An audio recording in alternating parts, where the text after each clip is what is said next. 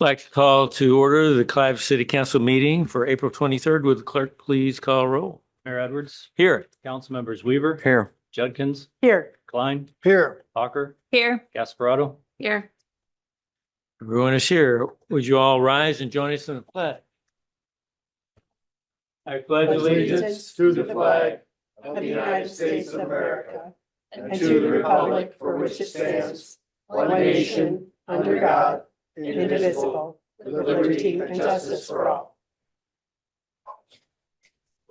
I'm not aware of any changes to the agenda. For approval. Second. Motion second to approve the agenda. Further discussion?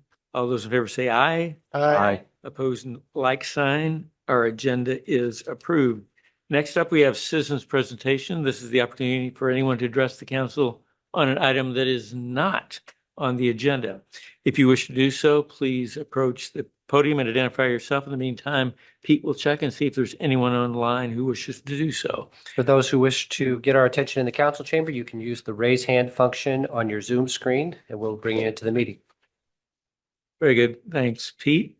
And let me remind everyone here that we support the pillars of character counts and expect all participants to act in a respectful manner consistent with these principles. Greg Jameson, 17932 Townsend, property owner. Honorable Mayor and council members, tonight marks the third and final reading of our building code adoption tonight. An effort rooted in a shared goal that we all support, increasing public safety across our community. While I'm encouraged that we are adopting snow loads of 33 pounds per square foot, aligning with the broader metro standard, I want to respectfully raise concern about the proposed reduction in the wind speed of the design load from 115 to 110, which I highlighted at the first reading.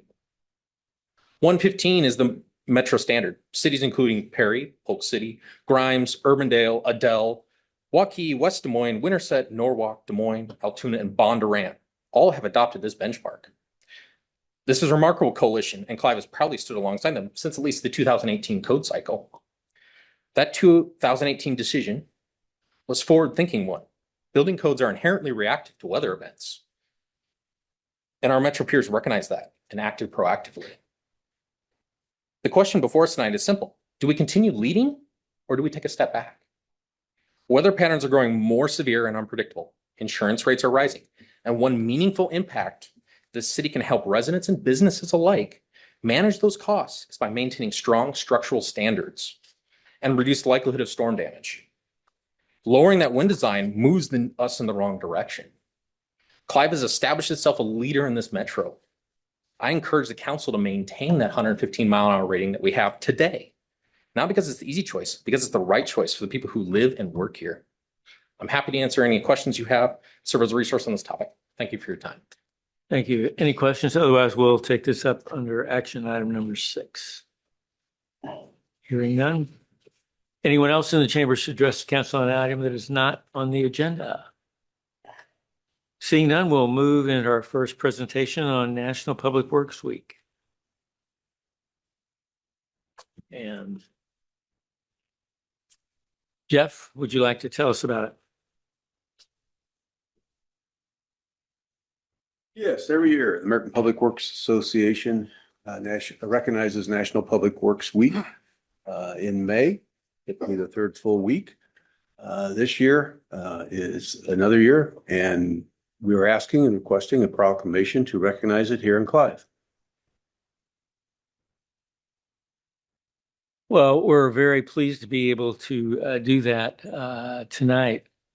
Whereas public works professionals focus on the infrastructure, facilities, and services that are of vital importance to sustainable and resilient communities and to the public health, quality of health, and well-being of people. Whereas these facilities could not be provided without the dedicated work of public works professionals. And whereas it's the interest of everyone to gain knowledge and maintain an ongoing interest and understanding of the importance of the work. Whereas this marks the 66th annual Public Works Week sponsored by the American Public Works Association. Now, therefore, I declare May 17 to 23 as National Public Works Week and encourage everyone to participate. Thank you, Mayor. Anything to add, Jeff? Yes, we're very fortunate here in Clive. Not only do you have some great professionals recognized across the country, you have a very dedicated staff here in Clive that works very hard to provide services for the public and provide you the services that make this community what it is. So this recognition should go to the staff of Public Works. Thank you very much, Jeff. Thank you. Any comments? Public Works does great work. All right. The next item we have, Michael McCoy is here for the MWA annual update. All right. Well, thank you for having me tonight. Thanks to the Honorable Mayor and Council and Ted Weaver and as well as staff. So I've heard a couple of things about staff already from your first speaker and then Jeff and I would and then the mayor, and I would have to say in the years in Clive and participating in different things within Clive, you have a fantastic staff, one of the best in the metro. And so keep that up. And you all should be very proud of that staff that you have. So a little bit about Metro Waste Authority. In front of you, you kind of have a little one-hit sheet, front and back, gives you some of the numbers I'm going to go through. That's just a leave behind for you. Again, your residents are doing a fantastic job when it comes to garbage and recycling, and mainly recycling, and then also timely when it comes to compost and your yard waste debris removal from the curbside. So that we'll talk about in a minute, but timely because of the storms. Remember, that is an asset you have at your fingertips. It's supposed to work that way. Storm cleanups go through the Compost It program first, and that's designed that way. And then as your city manager and staff deem it to be more, then you can do other cleanups. But lean on that Compost It program. We'll talk about that in a second. Our facilities, again, I know there's some of you that are new, haven't heard this pitch before, and so we'll go through it very quickly. I will not go over my allocated time that Matthew Graham gave me of that 50 minutes. But I just go by the city clerk. That's all I do.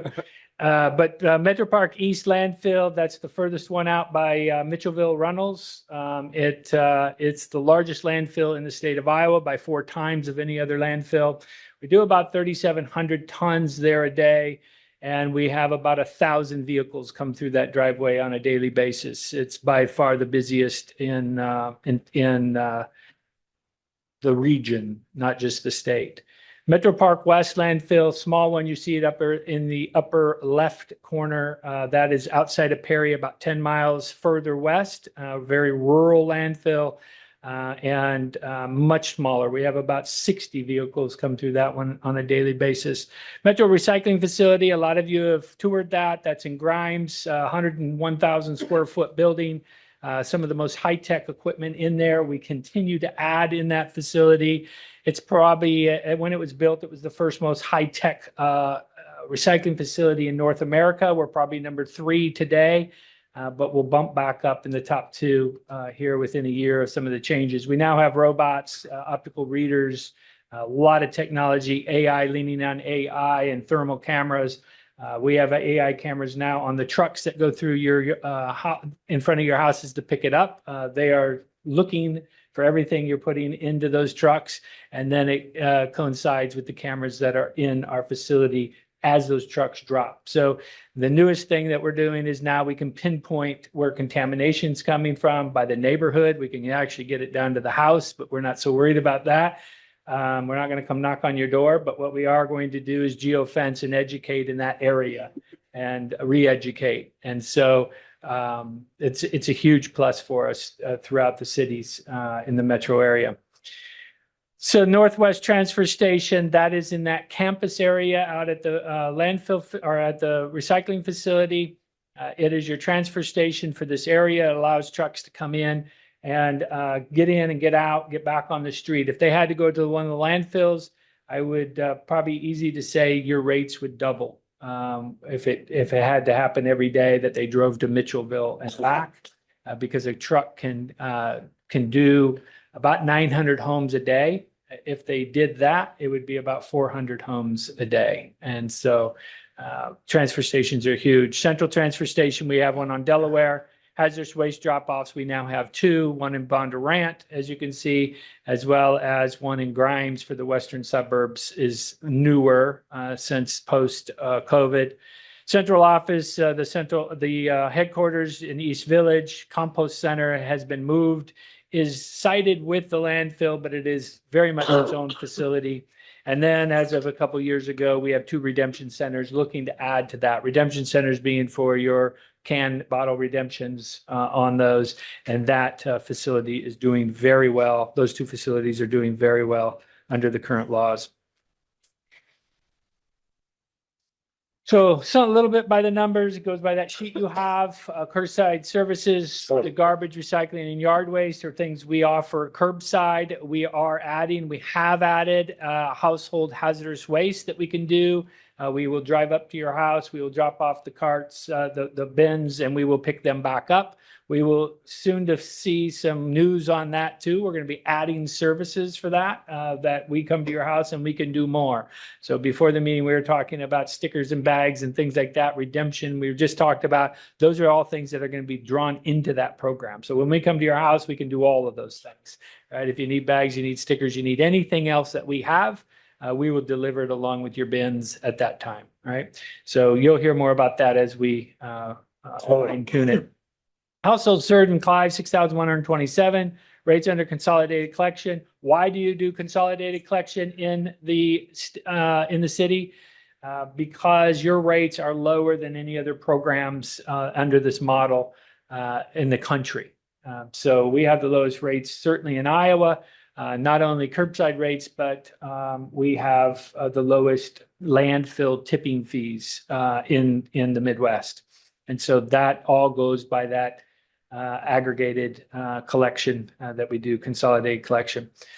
Education outreach. This is by Clive. School field trips and classroom visits in Clive are 3. We have a full-time teacher on board. She used to be a 6th grade science teacher. She is an award-winning, presidential award-winning teacher. Some of you had the opportunity to work with her. She's fantastic. She loves working with the city of Clive as well and Pete's group. And Doug has worked with her as well, Sarah. And then we started a new program called Ready, Set, Recycle. The attendance is 19 folks this year thus far from that. We have thousands come through that program on a yearly basis. And so we'd like to see the numbers up, but they come from all over the state to this program, that program being taught out of the recycling facility in Grimes. Community benefits, curbside program management. Again, we're taking those phone calls out of City Hall. Yes, you still have some. We can't take them all. We wish we could. And we continue to try to figure out ways we can take more and more phone calls from you, as well as pedestrian traffic. City Manager McQuillan and I were talking ahead of time about some new technology of can we get more people out of having to come to City Hall? Can we make it even more convenient for them to get our products? And those are the things we're going to be working on. And then, of course, establishing that high level of service. I think we have, I'm a little biased, but I think we have some of the highest service in the state for sure on how we handle phone calls as well as calls to the houses and repairs. Over 62,000 phone calls coming in on an annual basis to our crew. That's all in-house phone calls. We are down to only having maybe a handful of voicemails on a daily basis with some changes we've made. And so that has been huge. One of the biggest, my staff gets tired of me talking about it, but my favorite employees' name is Beatrice. She's the chat bot. And so she does a fantastic job. She's answered 7,865 interactions on the chat bot. Live chatbots with her, and she is constantly learning and new things all the time, and so it's pretty fascinating. I know you all have one of those as well, and is doing very well. 9,177 cart deliveries. Again, we internalized the cart deliveries. In the past, we had haulers saying up to 10 days for cart deliveries. We now do the cart deliveries internal. And we say at the longest 5, but we strive for 48 hours on repairs and deliveries of new homes and new homeowners. And then grants, of course, we're providing those funding grants for both cities as well as organizations throughout the metro that are in our deliverable areas. Discounted compost for the cities as well. Clive has been one that has taken us up on that every year for 5 years or more, and other cities have been following Clive in that endeavor as well. So it's pretty cool to watch that happen. And we are managing on curbside on a total of 109,000 homes when we manage these programs. We're a very, I would say, small agency. We have 135 individuals. We have been growing fairly fast. In the last 10 years, we've added 70 FTEs in our organization. I'd still say we're extremely flat at this point and could add quite a few bit more here this year are needed. So the tonnage on garbage, 5,300 tons of garbage. I always say I'd love these numbers to flip, but perhaps we'll never get there, but we can get closer, right? And so 5,000 tons on the garbage side on weekly collections and spring cleanup on an annual basis, 919 tons of recycling through the Curb It program on a biweekly collection. Yard waste, a fun topic and a resurrection of a program over the last 8 years that was dying and losing money on an annual basis for probably 7 years. We are now have flipped that and turned it around. It's a regional approach for this. We're taking all that storm debris. We're also taking your daily bags that you put out on your curb, and we're putting those in and making compost out of them, amongst other things that go into the compost piece, and then putting that back out on the market. We'll talk about that a little bit about the numbers of what's happening there. But we are now, as you can see, have our custom made bags. We are making our own product that we're selling now at Hy-Vees, True Values, Ace Hardwares, Goods, or is it Goods? Nursery out on in Des Moines.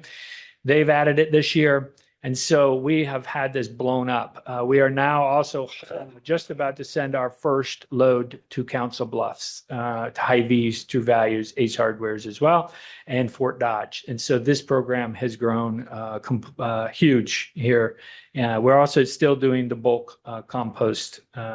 And as of probably in about 2 months, we will be certified organic with our compost as well. So it'll be a huge additive to the program.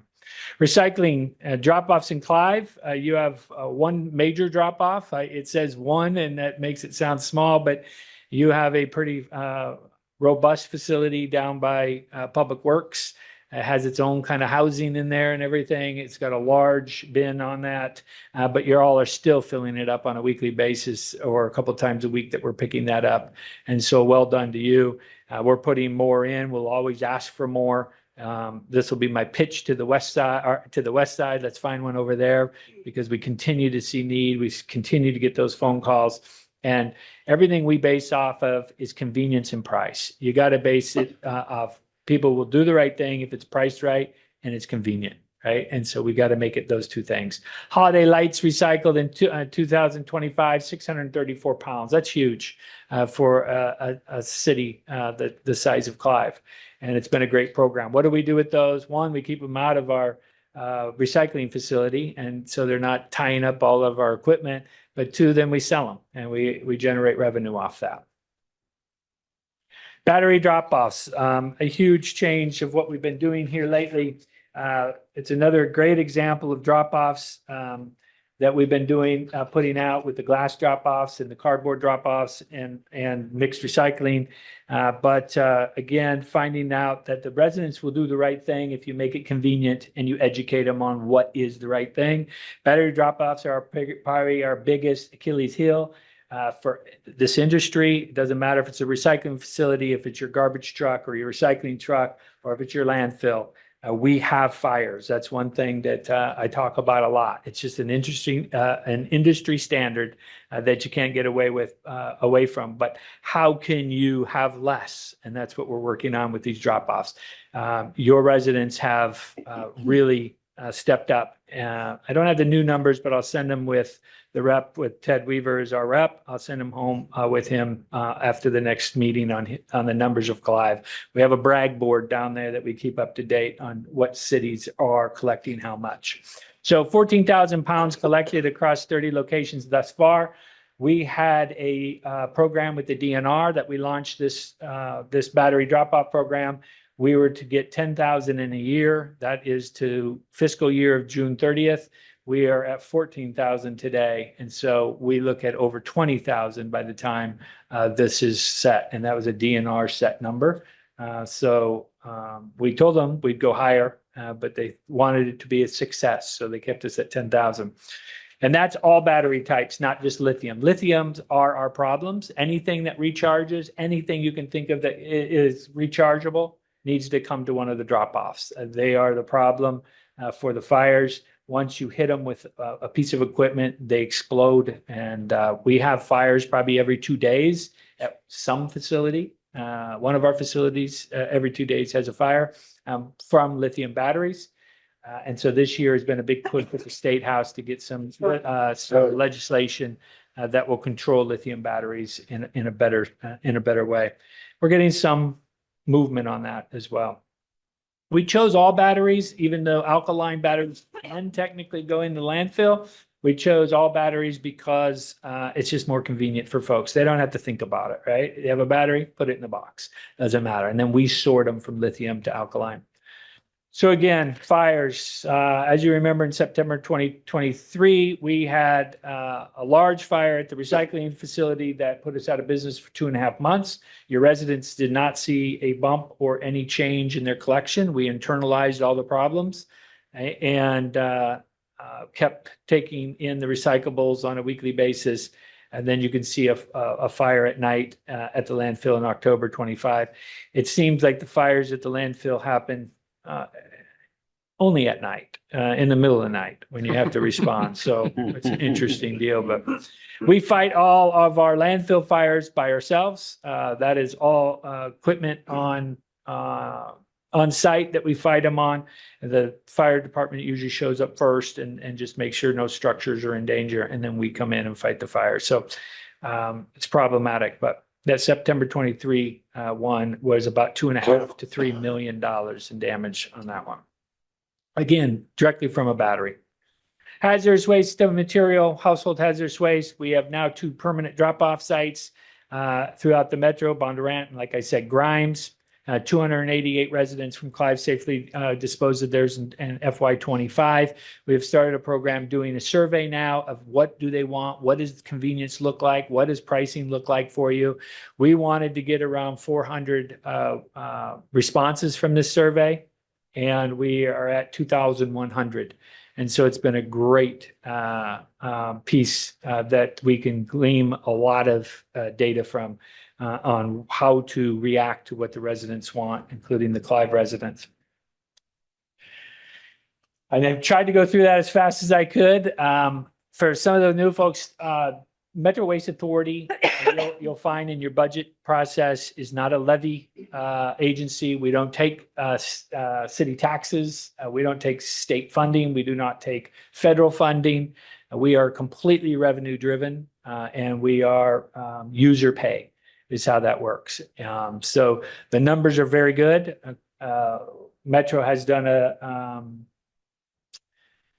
well on expenses, lowering expenses over the last year, but our programs, we have tripled our programs in about 7 years from what we had before.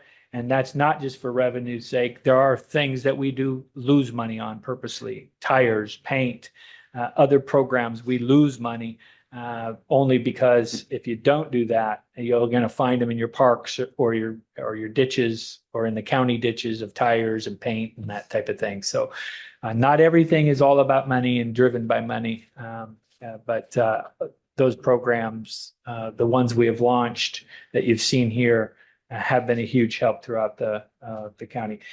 The last thing I'll leave you with, out of 7 of our newest programs, 5 of them have been award-winning programs throughout the nation and have been being duplicated in other places across the country.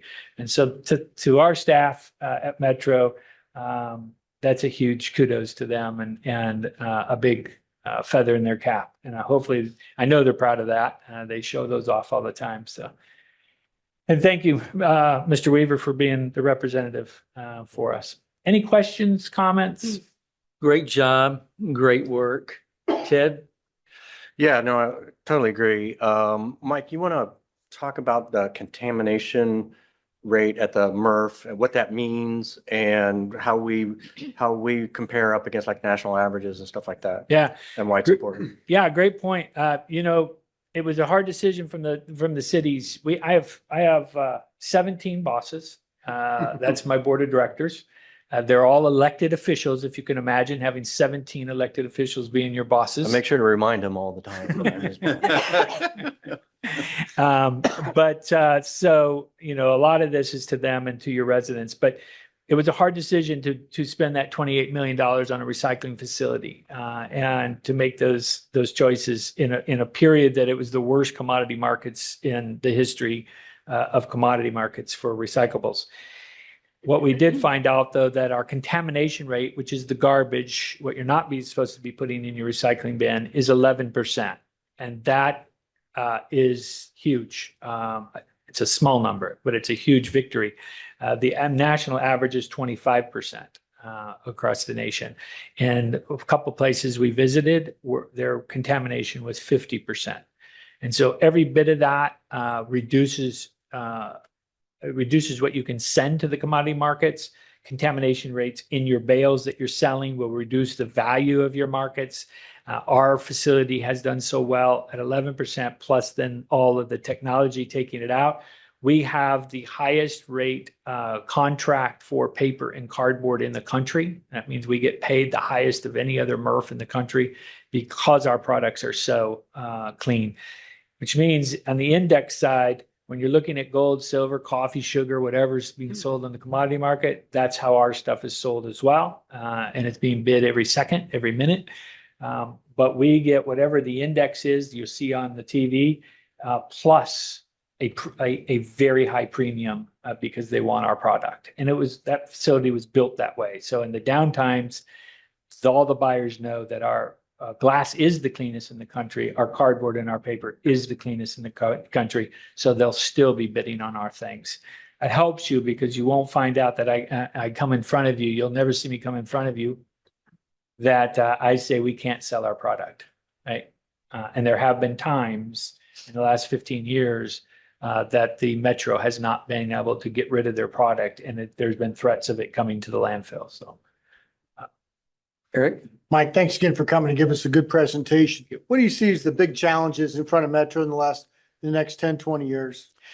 Yeah, so a couple of big projects. Why we keep such a cash reserve right now, and why we don't hesitate on building new programs. One, your lithium batteries are going to be a giant issue for us, right? I keep telling the battery distributors and manufacturers face to face, I'm not their best friend, but is get ready for the class action lawsuit, right? Because it's coming. If you don't do anything about this, if you don't help us do anything about it, the more houses that burn down, the more trucks that burn down, the more transfer stations and recycling facilities that burn down, you're going to have to answer to that. So that's probably our largest. The second one you're going to be seeing or hearing about is we're going to be building our own wastewater treatment plant. And so I'm big into the philosophy of be sustainable, be you're your own best friend. If you can take care of everything in-house, you don't have a problem. But as you all have been talking about, and you've been hearing on the news, PFAS is real. And it's going to be a regulated piece in our industry as well as the wastewater industry and the water industry. How can we take care of that ourselves in-house by not right now we're hauling at a cost of about $900,000 a year to wastewater to the wastewater plant in Des Moines, right? So how can we take care of that in-house with some ingenuity and innovation? And we're about to do that. You're going to see some of that at East, and you're going to see a micro turbine for electricity going in at West, and that will double as two things. One, we're going to be selling it on the grid, and we're going to get some partnerships in-house or on property to sell it to, as well as using the electricity to evaporate our leachate. And then the gas, the heat coming off those engines, those micro turbines, will be then direct injected into our leachate ponds, hoping that we have zero leaving our facility within 5 years. But that is a huge threat because as they close down WRAs, PFAS, and the regulations on it, they're going to look at us and say, we don't really want your leachate. The only thing holding that back right now is your board is our board, the same board as WRA is our board, right? And so they're a little reluctant to shut off leachate at this point. Perry did write us a letter to shut us off of leachate. They turned it back on the very next day when I said, your garbage will be shut off in 2 days because your garbage is producing the leachate and I have to be able to get rid of my leachate. So they turned it back on. But it's a huge problem and we have to be conscious of that. Any opportunities with methane? Yeah, so methane, we are under a contract. It is not the greatest contract, but there's no getting out of it at East, but we do get a royalty every year off that.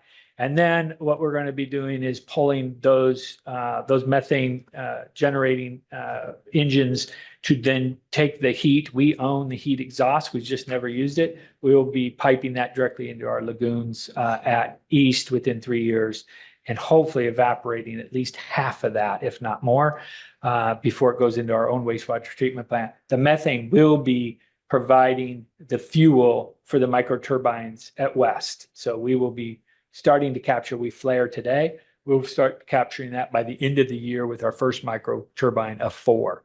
And again, selling that on grid, but we also are very close to announcing some partnerships with some on-site users of that, right? 2.5 cents of sales kilowatt doesn't really do it for us.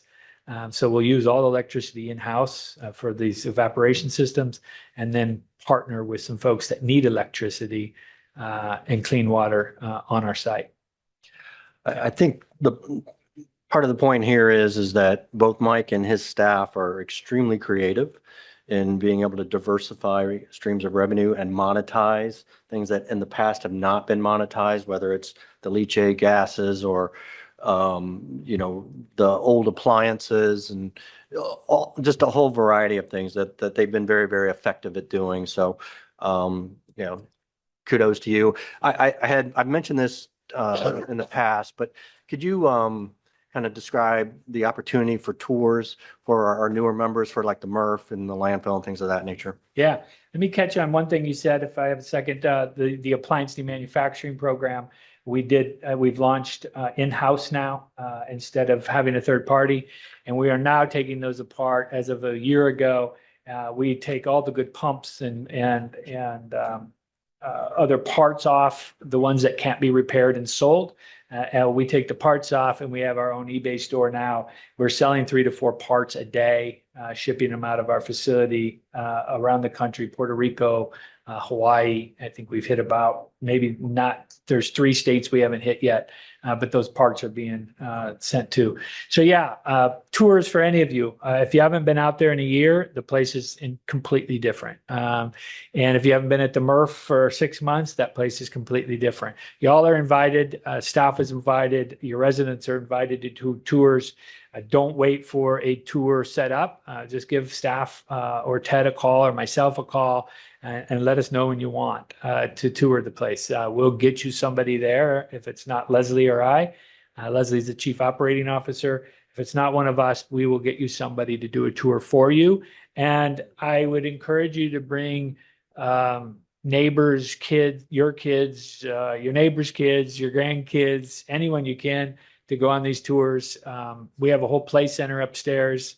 I was up there in a meeting today and about 40 kids ran in and I thought, well, meeting's over, right? They took over the facility and they have a lot of fun. But anytime you want to see any of our facilities, regardless of what it is, call us and we'll make it happen within a day or two and get you out there. So. Very good. All right. Any other I thoughts, do. Susan? Good to see Good to you. see you. Your continued innovations are really impressive. And I want to thank you and your staff for always being very responsive whenever there are any questions. So love to have you pass that on. I will. I'm Thank you. noticing that with spring seeming to come a little sooner, and fall seems to be extending a little bit later. I've had issues and people in my neighborhood have too with wishing that the yard waste pickup might be extended. Is there any consideration being given to that? There has, and we have done it in the past. I think it was just maybe a year or two ago. We asked the haulers if they extended a couple weeks, and they did. It is, I'll just be direct, right? I mean, that's who I am. It is probably the worst program that is out there. It's the best program for what we use it for. But think about a business model where you're being paid by the ton, right? And you're having to drive up and down every street looking for one bag, right? And regardless, you have to drive up every street. Even in July and August, you're driving up those streets, same personnel, same truck, same fuel, same everything. And you're looking for that one bag. So we're working on some innovation for that as well. And I think with that innovation piece that we're trying to get them to, we're having somebody try to write a program right now for it. But with that innovation piece, I think we can do it. The reluctance is the cost, right? And the diminishing returns for them. And is it there? And so when we do say, would you like to go to Clive or any of our cities for an extra 2 weeks? They look at the schedule as well as money, right? And that's fall, and you're going to be putting more bags out. So yes, we are under contract for another 3 years. And so we're always trying to make those changes. It's a guessing game though, right? Of should you open it early, should you not? But it is also why we do a December pickup, is because whatever you got left over, plus the Christmas trees and some other things come in. But yes, it is something that's on the radar and the board talks about every single year. Every spring and every fall, the board has that discussion. But we might have to do something permanent. And there'll be a cost. There'll be a cost to it, right? That makes sense. Thank you. Yeah, thank you. Anyone else have anything? Well, I see we're almost at 50 minutes, so Well, I'd like to take my other 2 minutes if I have. thanks so much, Mike. Thank Great you, job. appreciate it. Thanks, Mike. Next up, we have consent items, requires resolution. Move approval. Second. Motion second on our consent items. Further discussion? Seeing none, would the council please vote?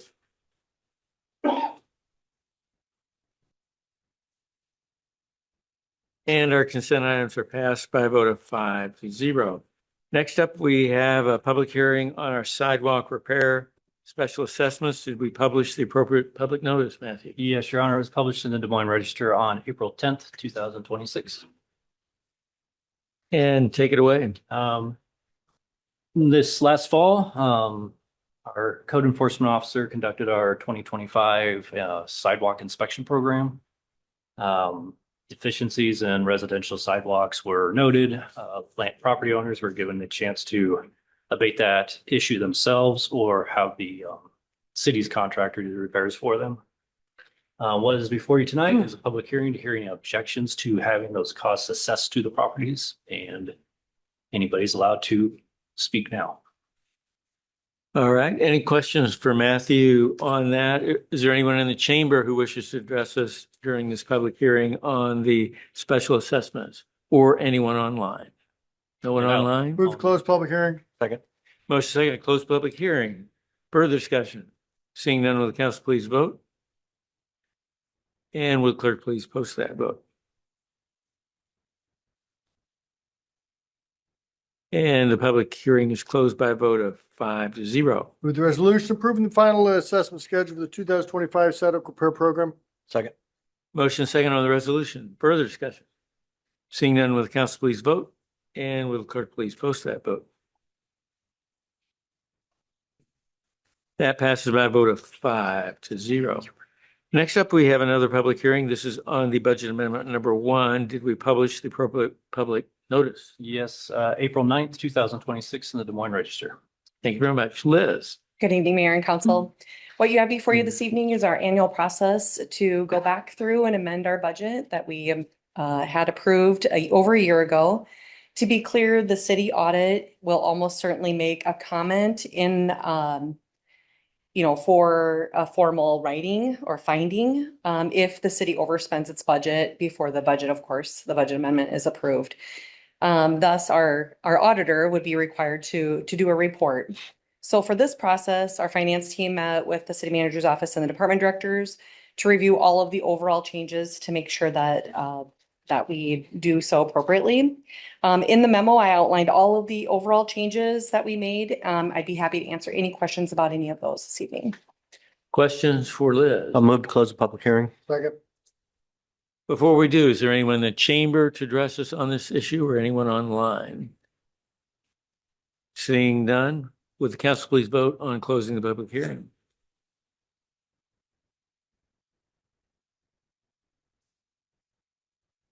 And the public hearing is closed by a vote of 5-0. Move to resolution approving the FY 25-26 budget amendment number 1. Second. Motion second on the resolution. Further discussion? Seeing none, will the council please vote? And will the clerk please post that vote? And that passes by a vote of 5-0. Next up, we have a site plan amendment for Caldwell Parish. Catherine. Yes.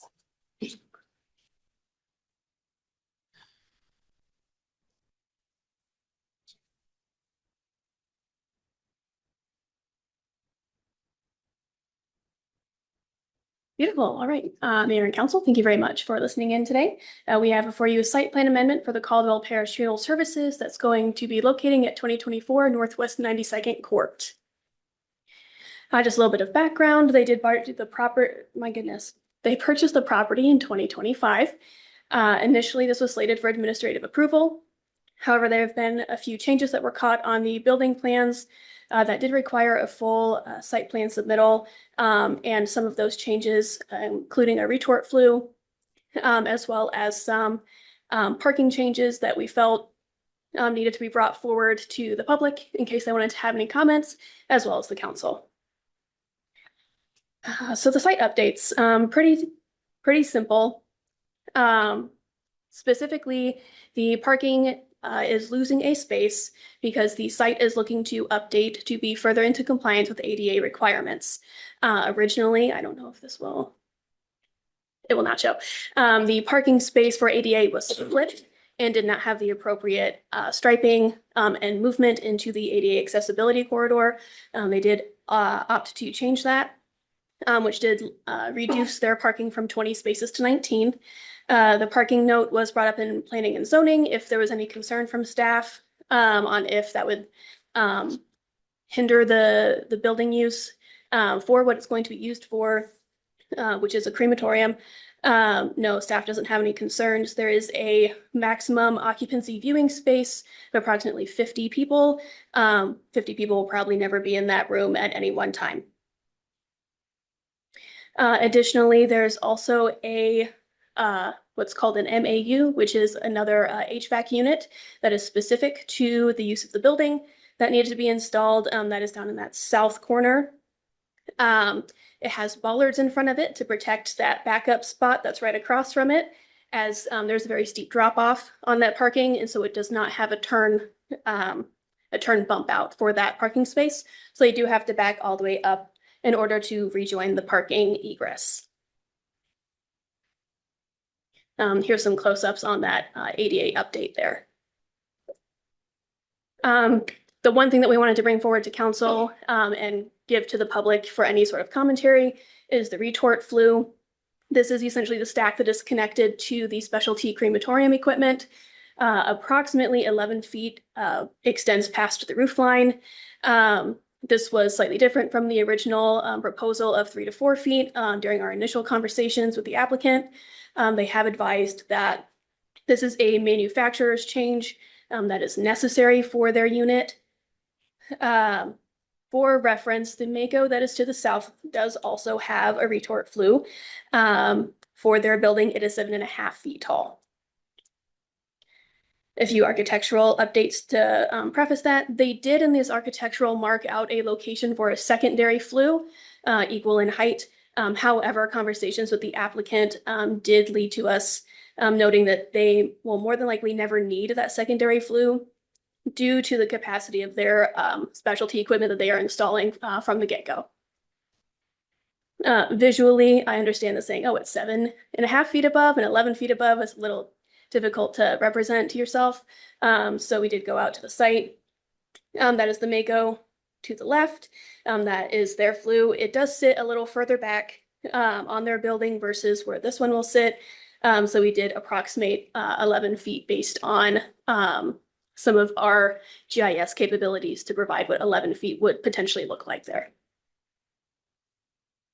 At this time, staff recommends approval of the proposed site plan amendment, and Planning and Zoning Commission did also recommend approval at their meeting on April 7th. I will take any questions. Questions? Have any comments from any of the business owners? No, we haven't received any comments for or against, and we actually did have to mail out the mailers twice. I accidentally put the wrong date for the Planning and Zoning that made it a May date instead of April. So both mailers went out before the appropriate notice period, so people got 2 notices about the flu. Move approval on site plan amendment? Second. Motion is second on site plan amendment. Further discussion? Seeing none, will the council please vote, and will the clerk please post that vote?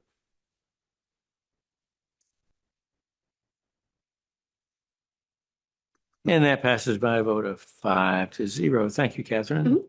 Next up, we have Geo bonds. Well, as you know, Standard & Poor did give our bond score of a AAA, so we maintained our bond rating. Suzanne, sorry here. She's gonna go through the details of our bond sale this morning and share all the great news. I just want to thank her and Dorsey and Whitney, and of course, all the staff that were involved in putting this bond together. Thank you. Mhm. So yeah, we took bids this morning at 10 a.m. Our goal with a competitive sale is to get at least 3 bids, and today we got 3 bids. So we met our goal. I would say a relatively lower number of bidders than we've seen, but there is a lot of volume in the market right now. So, but the key is to get the right bids. We only need 1 as long as it's the right bid. And so today we got 3 excellent bids from 3 different firms representing over 32 different banks.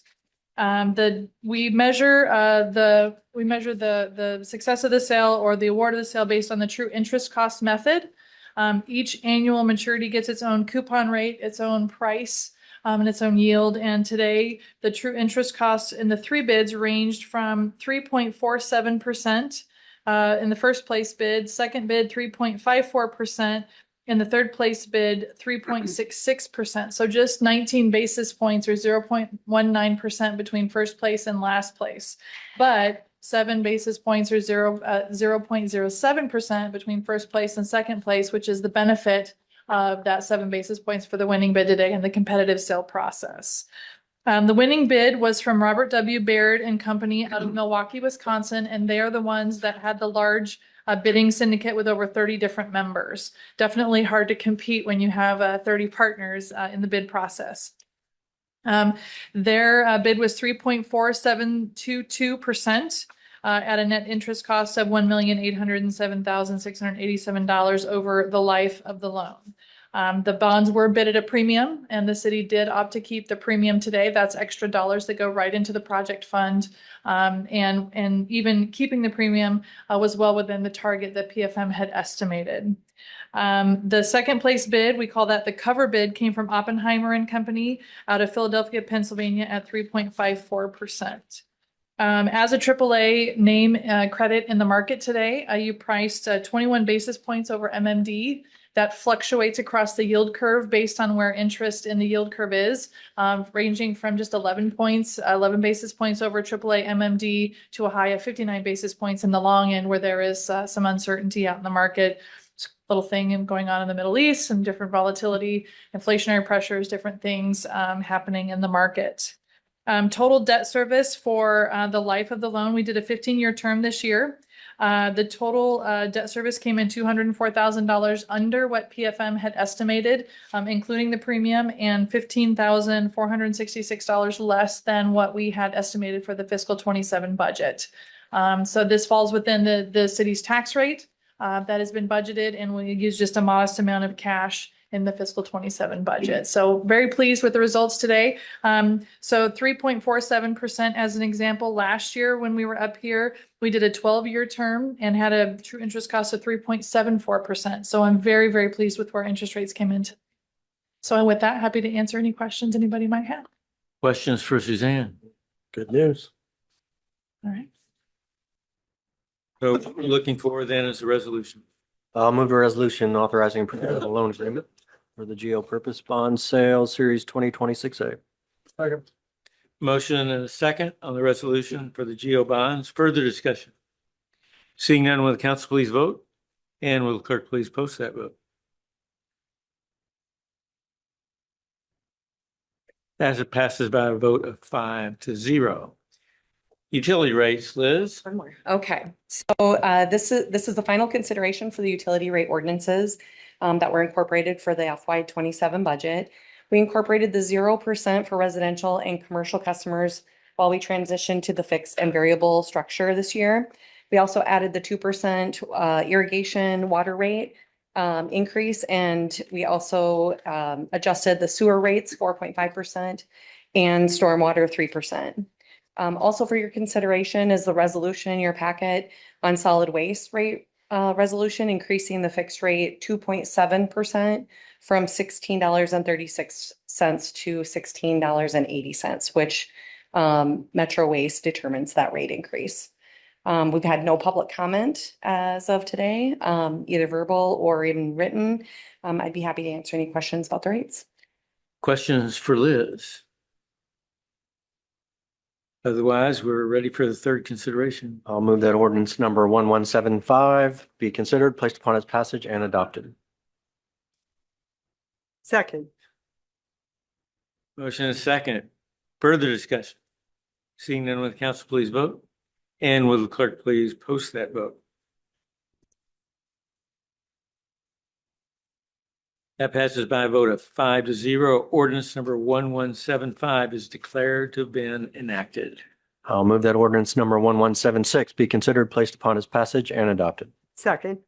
Motion is second on 1176. Further discussion? If not, will the council please vote? And the clerk please post that vote? And that passes by a vote of 5-0. Ordinance number 1176 is declared to have been enacted. And I'll move that ordinance number 1177 be considered, placed upon its passage, and adopted. Second. Motion is second on 1177. Further discussion? Seeing none, will the council please vote? And will the clerk please post that vote? That passes by a vote of 5-0. Ordinance number 1177 is declared to have been enacted. And moved resolution approving revised solid waste rates. Second. Motion is second on solid waste rates. Further discussion? Seeing none, will the council please vote? And will the clerk please post that vote?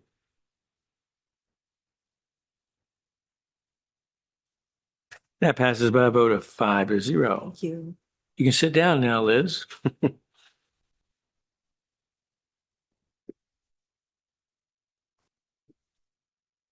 Brian? We're looking at Good evening, Mayor and Council. Tonight, we've got the final reading and consideration for the building and fire code adoption. I did want to take a few minutes just to address Greg's comments with regards to the wind design and wind load that the city put into the IRC table for our ultimate wind speed. I appreciate his integrity on this with regards to building substantially strong buildings in our community. It was not a mistake that we went down 5 mile an hour. We went from 115 mile per hour down to 110 mile per hour, and that was a direct report out of the International Code Council and the ASCE hazard tool that we use to investigate and determine what our wind load would be. This was also discussed with our MIC group that we get together with. There are a lot of communities that are not adopting the 24 code until later this year. They will also be evaluating the wind loads. You know, they may currently be at 115 mile an hour, and they may go down as well, just like the city of Clive. Ankeny has adopted the code. They're actually at 107. They went from 115 down to 107 mile per hour. It's a little bit of a change, but again, when we adopt these codes, we look at the baseline code for our community. And, I'm not any smarter than the people who design those codes and those wind loads. So we take it as we receive it, and that's what we indicated and brought forward to you with regards to the wind load. Any questions on that? Eric? Yeah, Go ahead. So Greg brought up some good points here, Ryan, and I always like to err on the side of judgment. What's the downside of just keeping it at 115 or 115? Yeah. There's not a lot of downside to keeping it at 115. I'll just give you an example. Wind loads in the International Residential Code are considered in chapters 6, 7, 8, and 9 with regards to exterior cladding, roofing products, wind bracing. When you make a 5-mile-an-hour deduction, it actually allows, in some situations, more affordable materials to be installed on a structure. You start thinking about the city through the years, 3-tab shingles is a prime example. Wind load rating on a typical 3-tab shingle is 60 mile an hour. We're well above that now. And you're starting to see some of the manufacturers actually fade out 3-tab shingles. They're no longer available because the winds have, wind loads have gone up through the years. Now, some of the major players like GAF shingles, Oak Ridge, a couple other manufacturers specify 110 mile an hour wind load's going to take 4 nails per shingle. If you bump up to 115, now you're getting 6 nails per shingle. So as a code official, only 4 nails at 110 mile an hour or 6 nails, that's a cost that will go back to the homeowner in those certain scenarios. Now, I can't tell you when we look at the 2027 code adoption, I'm not sure if it could change then as well. The hazard design tool that we utilize does indicate different wind loads throughout the state. When the state adopted the 24 codes, they actually just adopted the design tool, and wherever a house is built in the state of Iowa, they've got to actually, search the tool to figure out if it's 122, 115, or 110. Clive, we researched the city of Clive, and 110 and 107 is where the city lies right now on the ultimate wind speed. So we settled at the higher 110. Did I answer your question, Eric? I think so. You think so? Yeah, I'm just, again, I understand. I mean, the key point that you made, Ryan, was that with 110, it's fewer nails per shingle right in there. So Yep. that's a homeowner cost, and it facilitates ease of building as well. Besides that, anything else that would be a downside from your perspective? Yeah, again, the 110 applies to risk category 2, which is residential and smaller commercial buildings like light duty construction commercial buildings. Higher risk categories, we go, exactly what the risk category tells us. So it's going to be a category risk 3 or 4 is going to be substantially higher because it is being designed and valued at a higher, safety element. We've got fire rescue, hospitals, things like that are risk 4s. So they need that integrity to hold up. Residential designs are going to follow the 110, and that is the part of the code that we're talking about at the 110 that is consistent throughout the city. Any insurance implications from 115 to 110? No. Yeah, I mean, you kind of answered it. My question was going to be, is some of this just based off a cost benefit analysis, right? And is there enough benefit to go to 115 or stay at 115 versus the cost that's involved? And for a residential home, I'm assuming the reason why it's being brought down is because if you do a cost benefit analysis, it's not worth the cost for the benefit for a residential home. Is that accurate? Yeah, more than likely. They do a MRI, which is so a risk category 2 is a 7% chance that you will meet the 110 wind speed in a 50-year segment.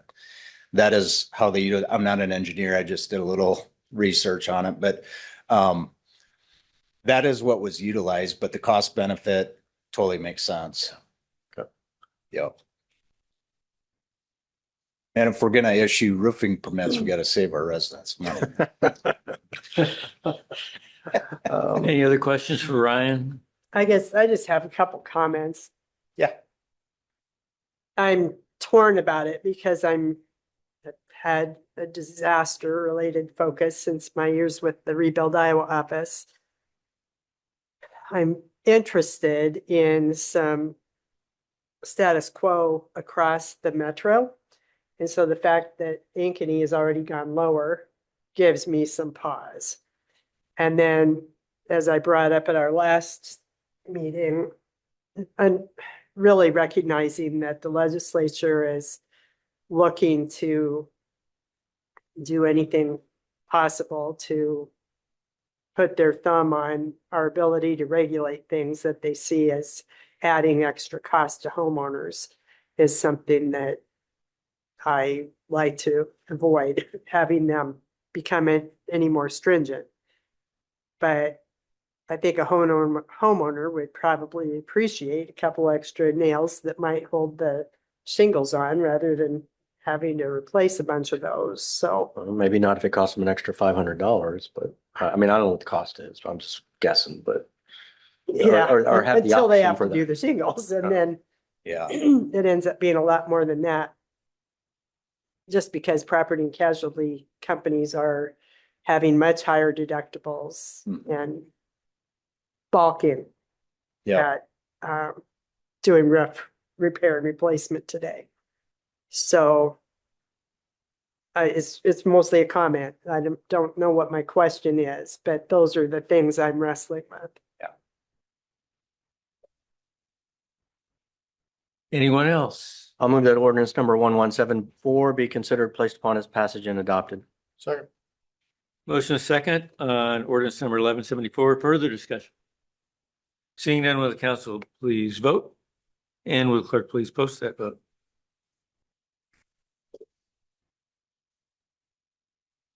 That passes by a vote of 4-1. Ordinance number 1174 is declared to have been enacted. Next up, we're at Alice's Road. Jeff.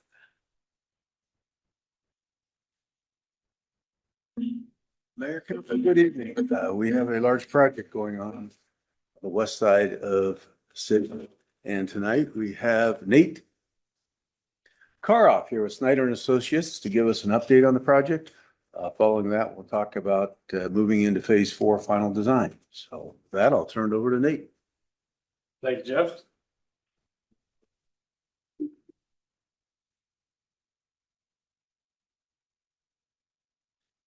Nate, your deck's already open if you just hover over PowerPoint there.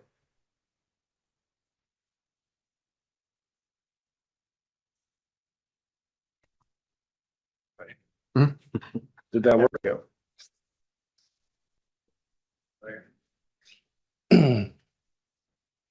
Well, good evening. Thank you for allowing me the opportunity to provide an update on this important project. As Jeff said, I'm Nathan Karhoff with Snyder and Associates, the project manager for this. And with construction recently resuming, now is a good time or opportune time to provide an update. I wasn't aware of the 50-minute limit. I was promised 90 minutes from Pete, so. Just added a 0. I bet 9. So. Tonight, I'd like to talk about a number of things, starting with current construction, and then we'll move into the future phases as shown on the agenda. As we go through this, I do have quite a bit of slides, so if you have questions, please go ahead and interrupt at that time so I don't have to flip back and forth. So I'd appreciate that. Go ahead and interrupt anytime you want. Let's start with construction and the projected project costs. In February of this year, we received bids for the Phase 1B project, which is the area shown in green there. And it's generally the area from Delwood to just south of Douglas. On all of these exhibits throughout the presentation, north is going to be to the right of the screen.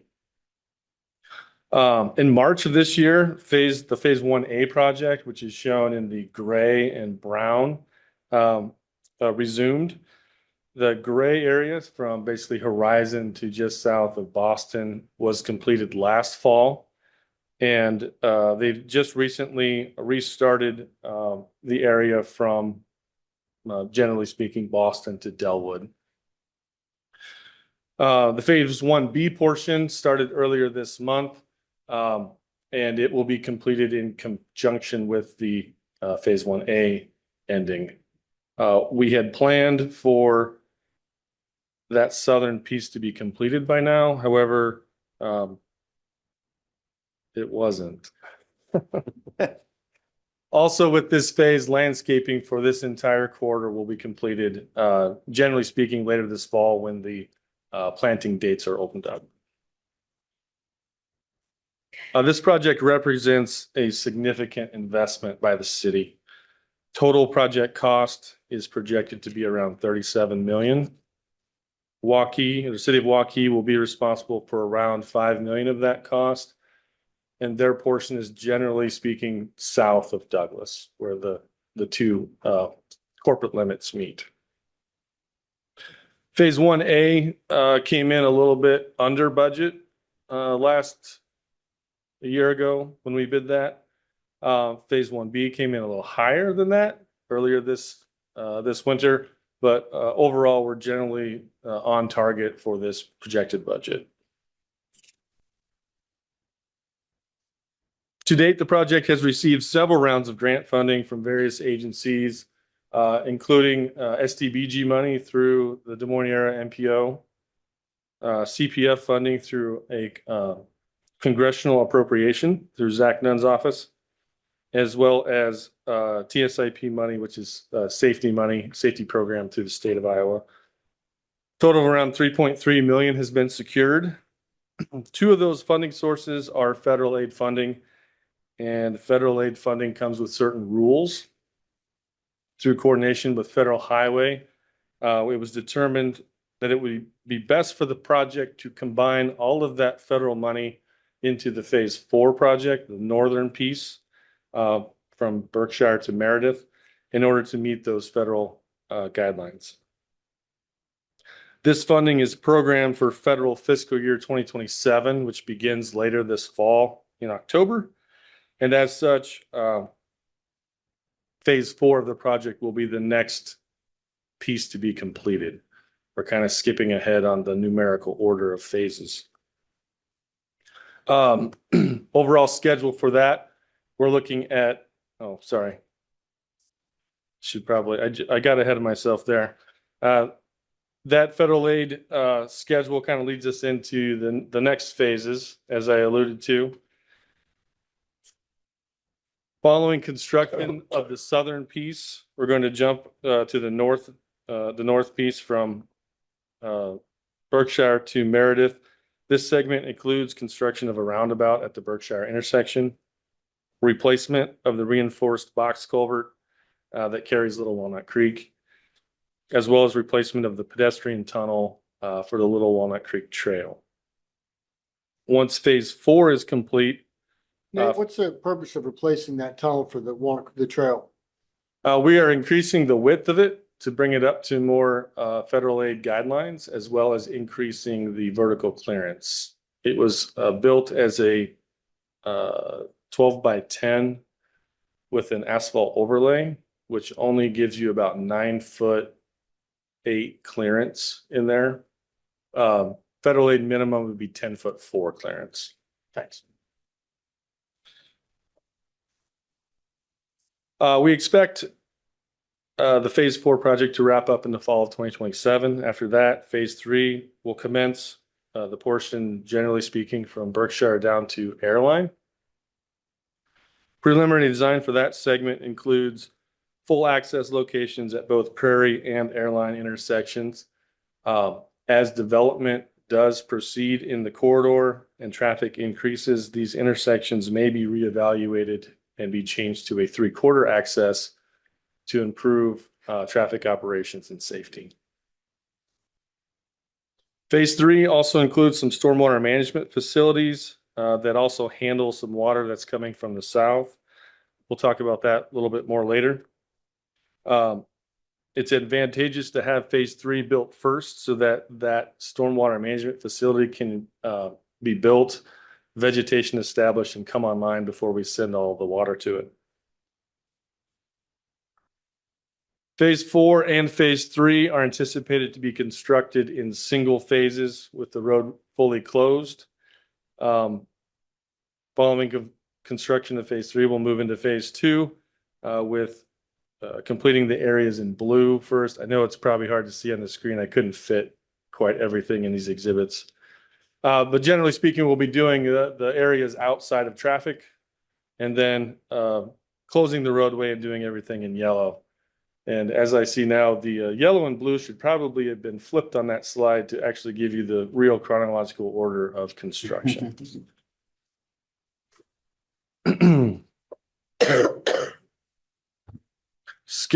Overall schedule for completion of the project is anticipated to wrap up in the spring of 2030.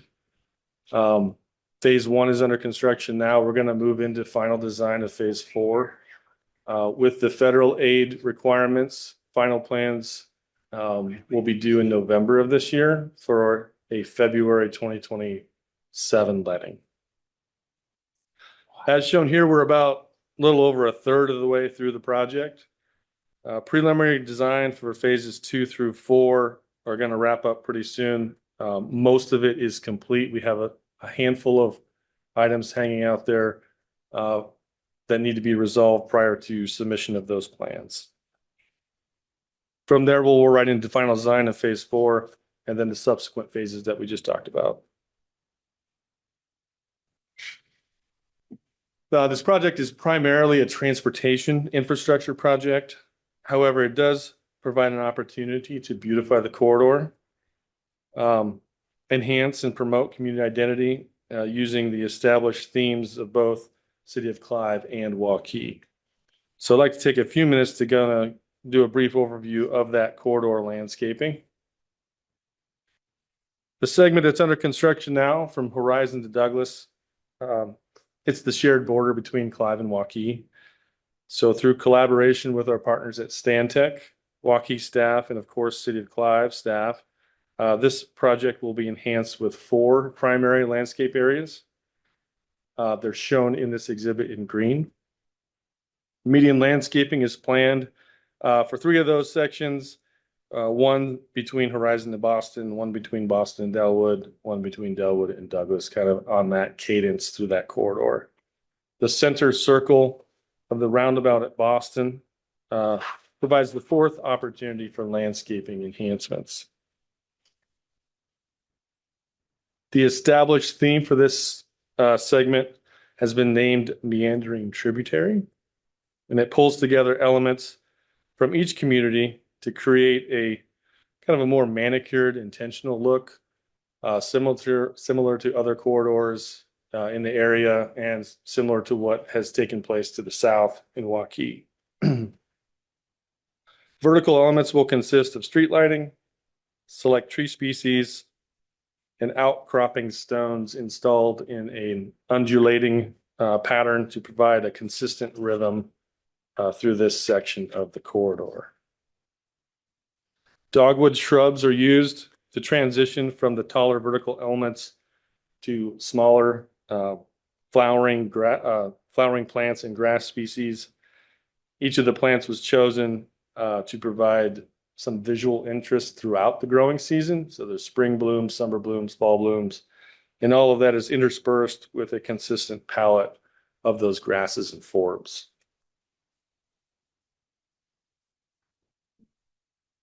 Within the Boston roundabout, that linear median kind of undulation is distilled down and kind of compacted and wrapped on itself within the center circle and continues with similar plant species and outcropping stones.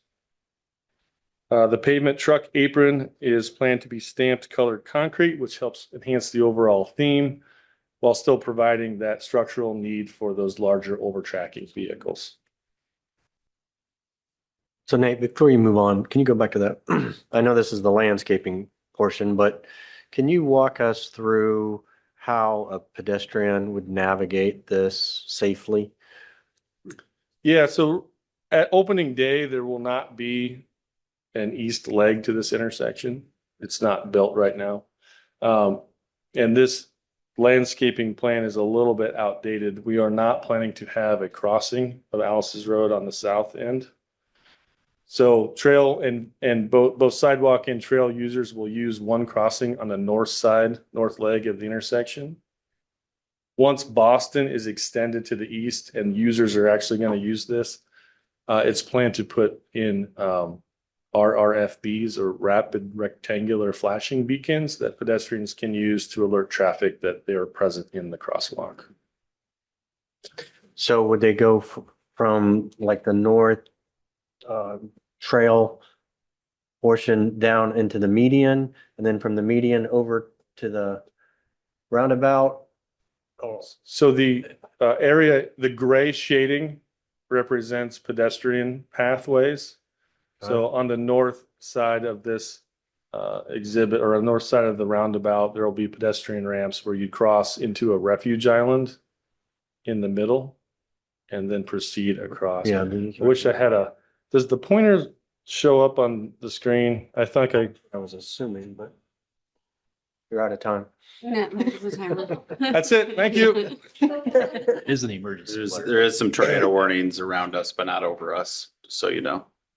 Northern Polk in Dallas County, and then there's one that just barely touches the very southeast corner of Dallas County right now. Maybe this isn't the We're right watching it. picture to go over Chief that. and I are That is watching something it I'm right kind now. of concerned about, and I'd like That's to why that went off. understand it with the striping and how we're going to make this kind of pedestrian friendly. Like if I got a mom with a stroller or a 10-year-old on a bike, how are they safely navigating these roundabouts? You know Yeah, what I this mean? is probably not the best Right, so illustration. we can save it for another time then, but Yeah. I was just, as I was looking at this, when I was looking in the packet, I was just trying to figure it out. It's like, how's this best gonna work? Yeah, Let's chat after the main portion of this. okay. Nate, also question, are they all roundabouts on this? Is there any stoplights? Are they all roundabouts? It's here in The Douglas. current plan is to have uncontrolled intersections at the minor roads, Delwood, Airline, Prairie, and then roundabout intersections for the majors at Boston, Douglas, and Berkshire. Berkshire. No traffic signals. No traffic. This, So sorry, the battery's going what's dead. controlling that then? The roundabout, so if typically at the roundabout intersections, that would be where we would have traffic signals. The roundabouts are controlling those intersections, What just like at about 156 in Boston. So Alice's Road in Boston would be similar to 156 in Boston. So would they have traffic lights or Sorry. roundabouts? Roundabout. What did I do So here? all roundabouts. So there's three roundabouts at the major intersections. So along Alice's Road, Boston, Douglas, and Berkshire. And then the intersections in between would be open. So the median cut would be open. Okay. No traffic control at this point in time. The one contingency that Snyder has in the design plans is some of those intersections, we could potentially put a protected left in there. But that would be based on traffic volumes in the 2050s, 2060s timeframe at those other intersections. So what we're proposing here is, particularly as this is going into a residential corridor, is to go the roundabout route to then be traffic calming for the corridor overall, now that this is transitioning from a commercial corridor to the south to a residential corridor. And then also on the off-peak times, you will have folks on the side streets that won't have to wait for a traffic signal because the roundabout is there. So also saves efficiency, fuel efficiency, costs, so we don't have to have electrical and, $600,000 to $700,000 traffic signals that we're maintaining. Still some maintenance that goes along with this, but then it's also an aesthetic opportunity that's much more elevated than a traffic signal location. And then the follow-up question is, what's staff's plan to maintenance on the shrubbery and the landscaping? Yeah, so the stretch that's shared between Clive and Waukee, we've already had some preliminary conversations about how the two communities would collaborate. More than likely, it'll be Clive staff maintaining the corridor and then Waukee compensating us for that portion that they're shared. We haven't worked out all those details yet. But I will tell you that that was something that we very much talked about in this process, this landscaping plan. The original concept was much more extensive than what you see. We've actually scaled it back and focusing more at those key intersections, being cognizant of we were concerned about the level of maintenance if we did it all the way along the corridor. So you'll see how there's more spacing in it. That was actually a very intentional conversation on behalf of the staff to reduce some of our future maintenance costs, and then also be cognizant of the kinds of plantings that we're putting in to be more drought resistant and ones that we won't necessarily have to put extensive irrigation in to go along with it. Yes, what I have in this presentation is the kind of the culmination of all of that prior planning and coordination.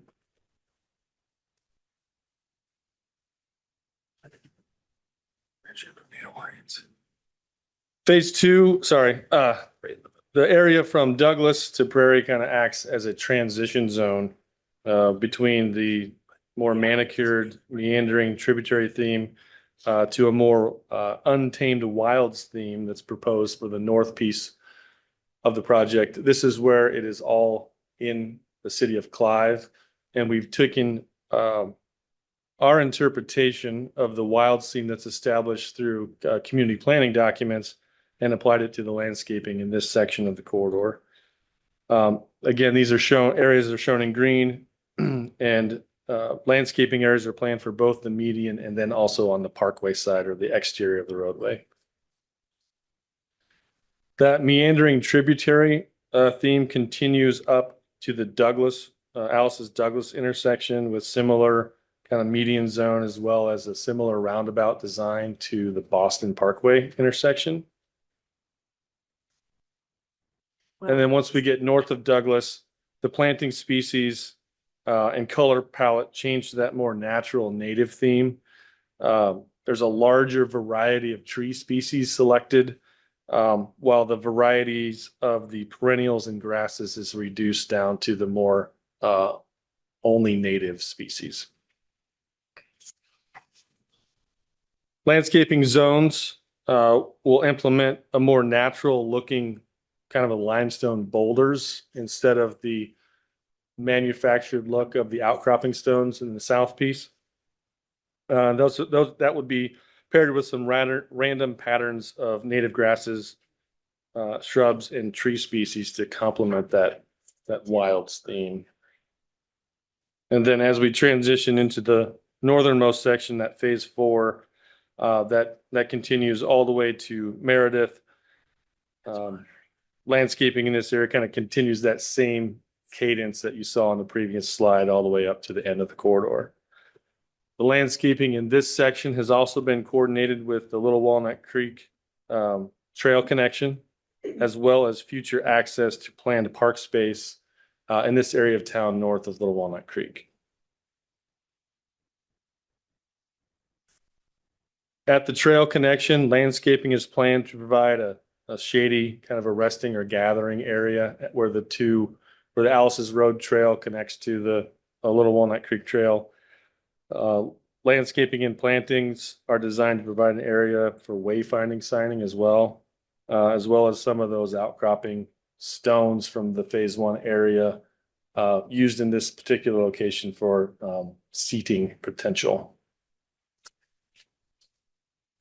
Your Honor, I'm just going to jump in. We do have a tornado warning that is west of us in the Dallas County portion. It hasn't come into Polk County yet. That's why you hear the sirens going off, because it's in a portion of the Westcom area. We're monitoring it, but if, again, your preference, what you would like to do in terms of continuing or taking shelter at this time. Well, It is not over our it's area not- yet, but I'm watching it. How close is it? It is, And- the tornado warning comes up to the Dallas County border, but not east of it into Polk County yet. And you're monitoring it? Yes, And if we're it watching does- it. A if it few does of us are cover watching our- it. If it does cover our area, where do we seek shelter? So we have a couple different areas. We have the restrooms and we have some storage areas in the facility to go to. Yeah. Yeah, if it stays as a warned storm, we're watching it though. Okay. But I just wanted to chime in there as we're Thanks for going through keeping us this. current on that. I hope this building was built at 115 mile an hour. Never fails, right? And after that, what? Honorable Mayor, this presentation is not nearly as important as a tornado, so I'm perfectly happy taking shelter at your lead. Roundabout at Berkshire is planned for a different theme. It's more of that wilds theme with natural stone, native grasses, and is some landscaping uplighting planned for that area, consisting of kind of your typical low intensity uplighting for the trees and shrubs. That's pretty neat. The two roundabouts at this kind of the southern portion at Boston and Douglas have been designed for future art. Within the center of each circle, a flat area is graded to accommodate installation of a footing or a leveling pad, whatever is needed to support that future art piece. Clive and Waukee staff are in the process of drafting an RFP for artist selection right now for just the Boston intersection. And Richard, if I got your information correct, that RFP is going to go out at the beginning of May. Anything else to add on that? No.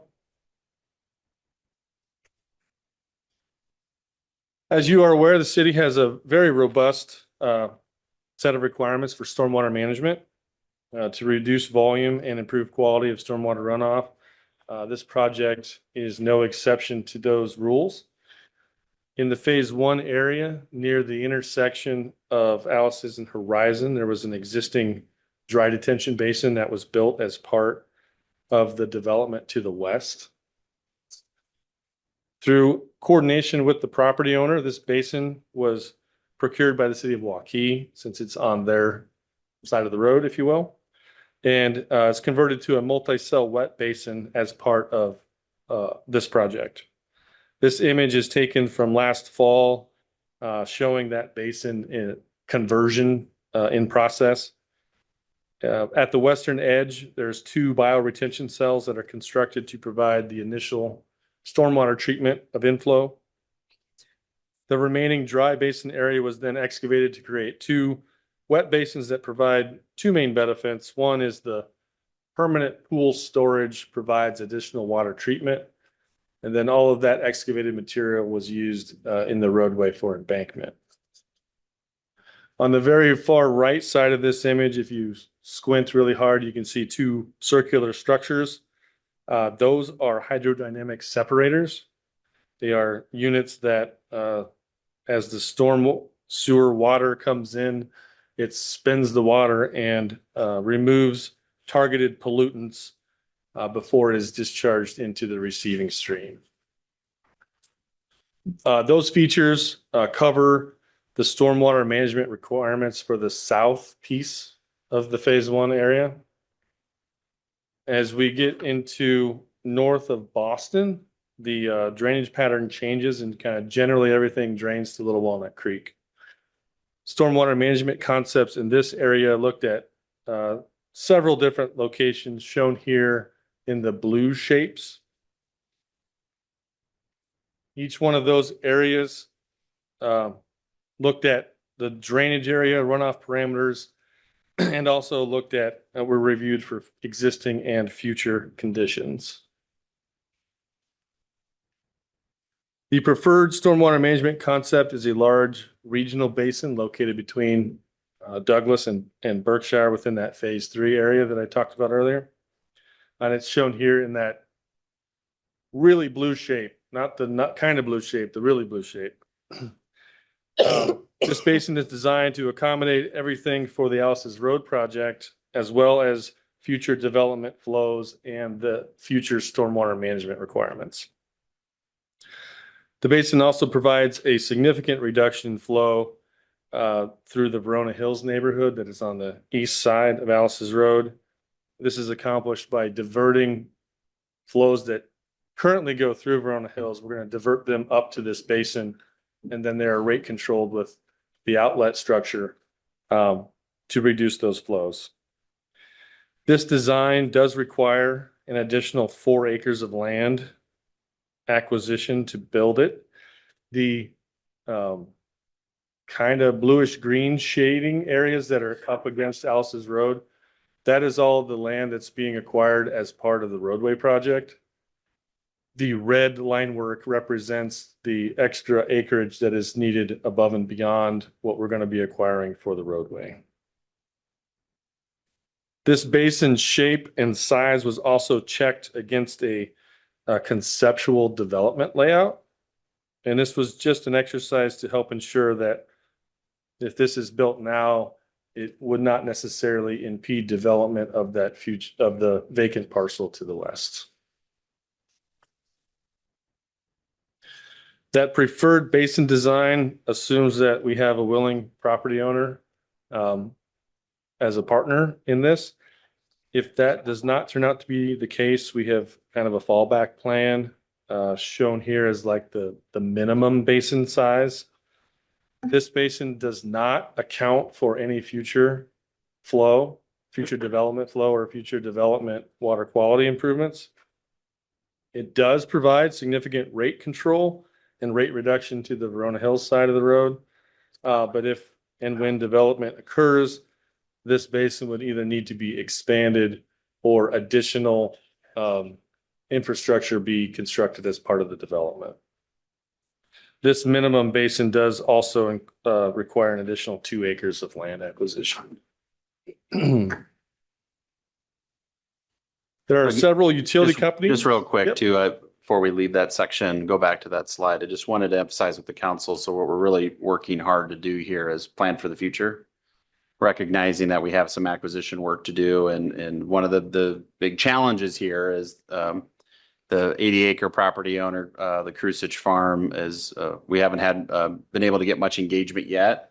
But so this plan is really contingent on us being able to engage a property owner here, knowing that could be a challenge. But we feel like the long-term vision or goal for the city should be to get to this preferred basin design, because now it's not a guarantee that a future developer of this property would want to use that, but it'd be pretty obvious that there would be a desire to use that as a preferred stormwater basin for the development too. So we're hoping to, consolidate that into this basin.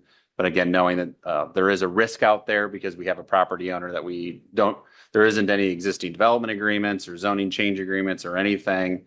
So this is kind of a fresh relationship, and just recognizing that's what we're going in with here. But we're actively working to contact this property owner and start that engagement process with the idea of presenting these ideas and concepts and leveraging that as the benefits that they would see. So you can see the connection here of the concept greenway coming from Circasina Park over to Alice's Road, having trail connection as well that connects to the basin, which would be a pond, and trying to create a good amenity through this neighborhood. If you remember, the Northern Neighborhoods concept plan had this connected greenway through this corridor. So again, we're trying to think about the big picture for this neighborhood while we're doing this work, but know that there's still risks out there that we'll talk about in the future of having an engaged property owner to work with to make this concept a reality.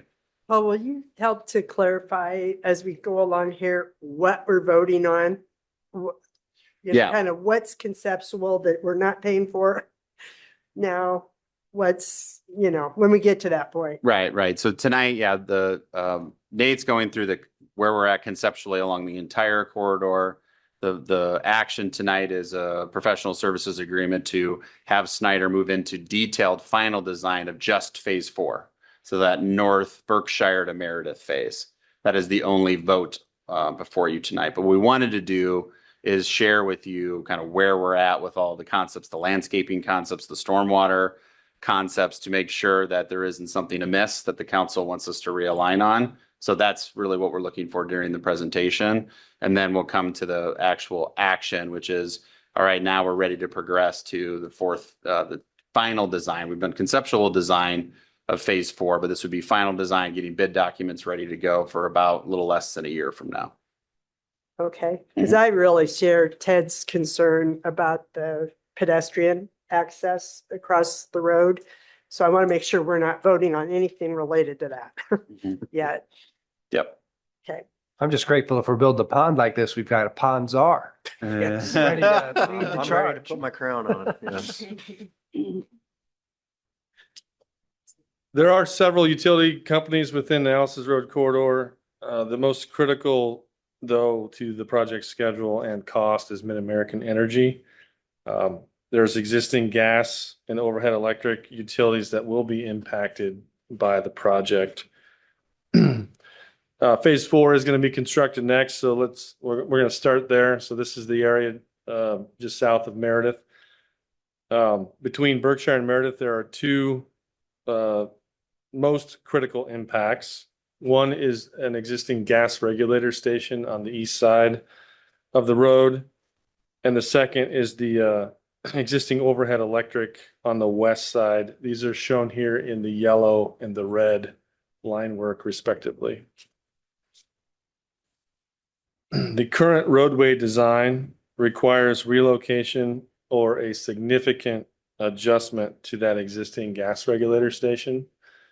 Piping in and out of that station may also be in conflict with our grading and storm sewer. So is that going to cause any service interruption for those residents in that area? It is possible when the relocation occurs that there could be brief outages for reconnecting the new pipe to the old pipe. But generally, this transfer station or the regulator station is what brings all of the gas from Northern Natural Gas into the city.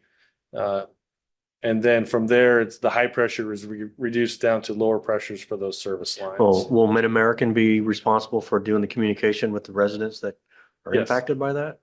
Yes, they are now, as of last fall, the owners of the facility. Yeah, because that was Waukees at one time, right? Correct. Yeah. Oh, okay, that's right. Yeah. what it was.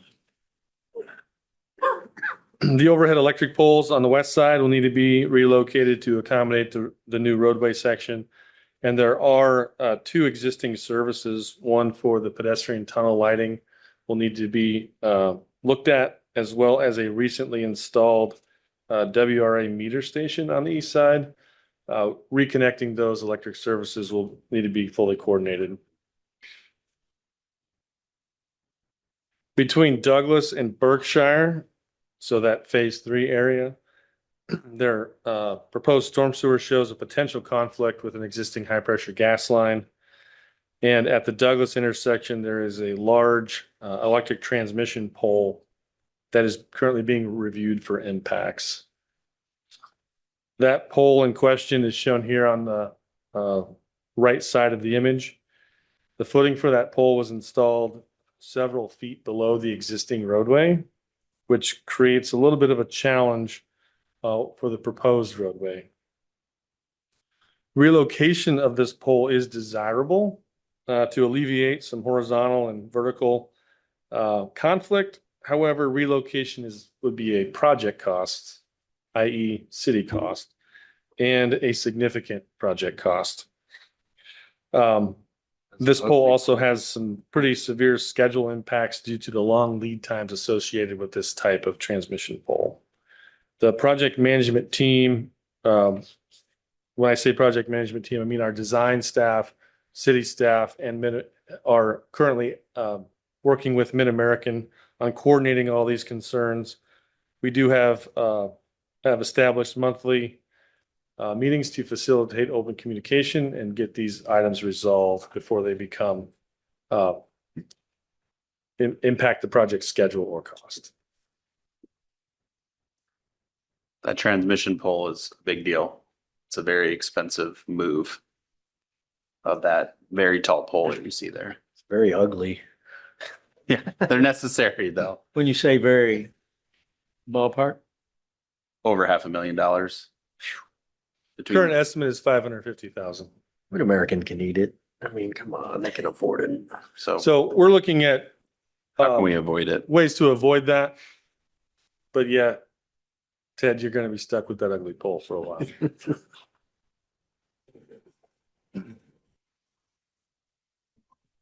Could you give us an update, please? Everybody, Yeah. Come on.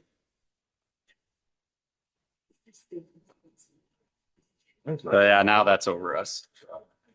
So there's a confirmed tornado between Huxley and Slater that's on the ground in northern Polk County. So I would suggest we have the kitchenette, we have the restrooms, Finish the And we meeting in the have- restroom. storage rooms in the back as well. So we'll pause our meeting at this point Great. 6:40. at 7:40 PM. We could push through it. Come on. No meeting, no business will take place during the interim. Absolutely. My family's on the porch. Oh, it's the great Midwestern thing to do. Tires go off, go outside and Just look. enter My back husband, the I asked hallway. him, It's are you guys in the safe. basement? And he's Or- like, we're up. That was not a comforting guy. I'm not offering guaranteed, Brady.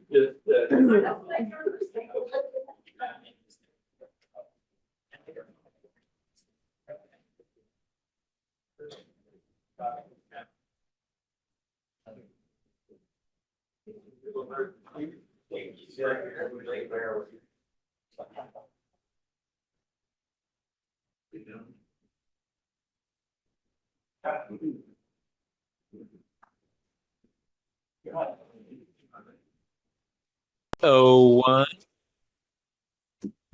we'll pick up where we left off. Great, thank you so much. The last segment here on the presentation tonight is regarding property acquisition. This is a significant project. It does come with a significant amount of land acquisition. So we'll spend the last segment here talking about that. And similar to the other slides, we're going to start at kind of the north end and work our way south. So in that phase 4 area between Berkshire and Meredith, there are 2 properties that are total acquisitions. Those are represented on the screen by the bluish shapes, those big blue shapes. The parcel on the west side of the road has been acquired. Paperwork is nearly complete. I think the last piece of that is some relocation benefits. We need some receipts to finalize all of that. A draft purchase agreement has been shared with the parcel on the east side. Thus far, negotiations are proceeding as planned. We got that appraisal on that one, right, Matt? Yeah, Yeah, and and that's the that's one the one we can- shared out. Yeah, okay. So those 2 are underway, nearly complete. There's 2 other larger acquisitions. They don't show up very well on the screen. But those are active and we are pending an appraisal on one of them at the moment. The area between Douglas and Berkshire, phase 3 area, we have 3 active negotiations going right now. Again, represented in those blue shapes. Just for your information, the areas in green represent parcels that have already been acquired by the city. Purchase agreements have been drafted for 2 of those parcels, and the third is pending at the moment. And then finally, along Douglas, there will be 2 total acquisitions. The one on the right is pending. The acquisition near the intersection with Douglas is being negotiated as part of a larger negotiation with that property owner. Matt, is there anything you'd want to share at this time regarding that? Yeah, so in terms of just the acquisitions overall, kind of hit on some of the short-term ones. There'll be more of a comprehensive conversation around acquisitions that we'll have later this spring and summer in an appropriate session format, just to kind of talk through some of the contingencies, especially as you look at the phase 3 area. You know, we talked about the stormwater detention basin, the roadway, the other roadway, future potential roadways that we may have in a conceptual plan for future development. That'll all come into play, but we'll be coming back to you all in, again, appropriate session format to have those conversations. So we just wanted to give you an update of where we're at today, that we have some active acquisitions. For example, the Travis Beam one was one that, again, came to us here. Definitely those 3 properties are ones that are very live right now. We're hoping to bring to you here in the near future. Those appraisals have already been done. They're very appropriate, and we are hoping to move those forward and actually have some demolition of those properties, potentially later this year. We know we will have to do that for the phase 4 ones that we talked about, but we might be able to couple some of those in these acquisitions that we would have coming in the short term. But the bigger picture overall, we'll come back to the council and talk through that in detail and seek your direction. So thank you very much for your time this evening. Any other follow-up items or questions? Be happy to talk now, or you can reach out to me directly, or just route questions through city staff, and they'll be sure to make sure I get those. So, Your Honor, that some of the big, again, questions is what you're seeing with the landscaping, with the conceptual plans, some of the long-term plans that we're looking at, like for the stormwater management in that phase 3 area. Is there anything that, the council thinks that we might need to reevaluate, or, are you comfortable with what you're seeing here in terms of where we're headed, and then ultimately getting ready to build phase 4 here in 2027? Any further comments? Everything's good, I think. I guess I would just mention I was mindful of visibility through the area, just making sure that as the landscaping goes in, that visibility is maintained. I think that looked like that would be fine, but that would be an element.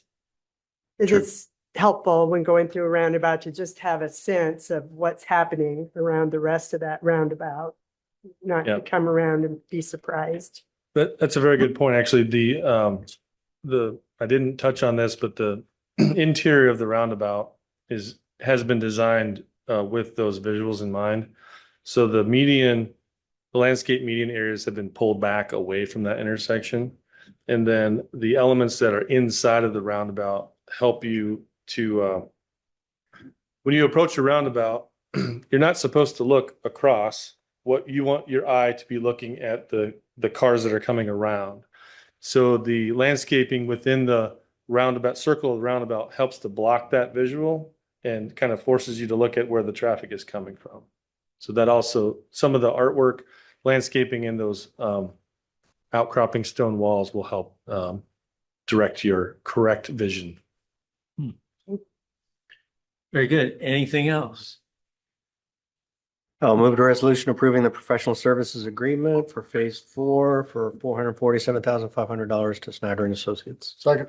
Motion second on the resolution. Further discussion? Seeing none, will the council please vote? And will the clerk please post that vote?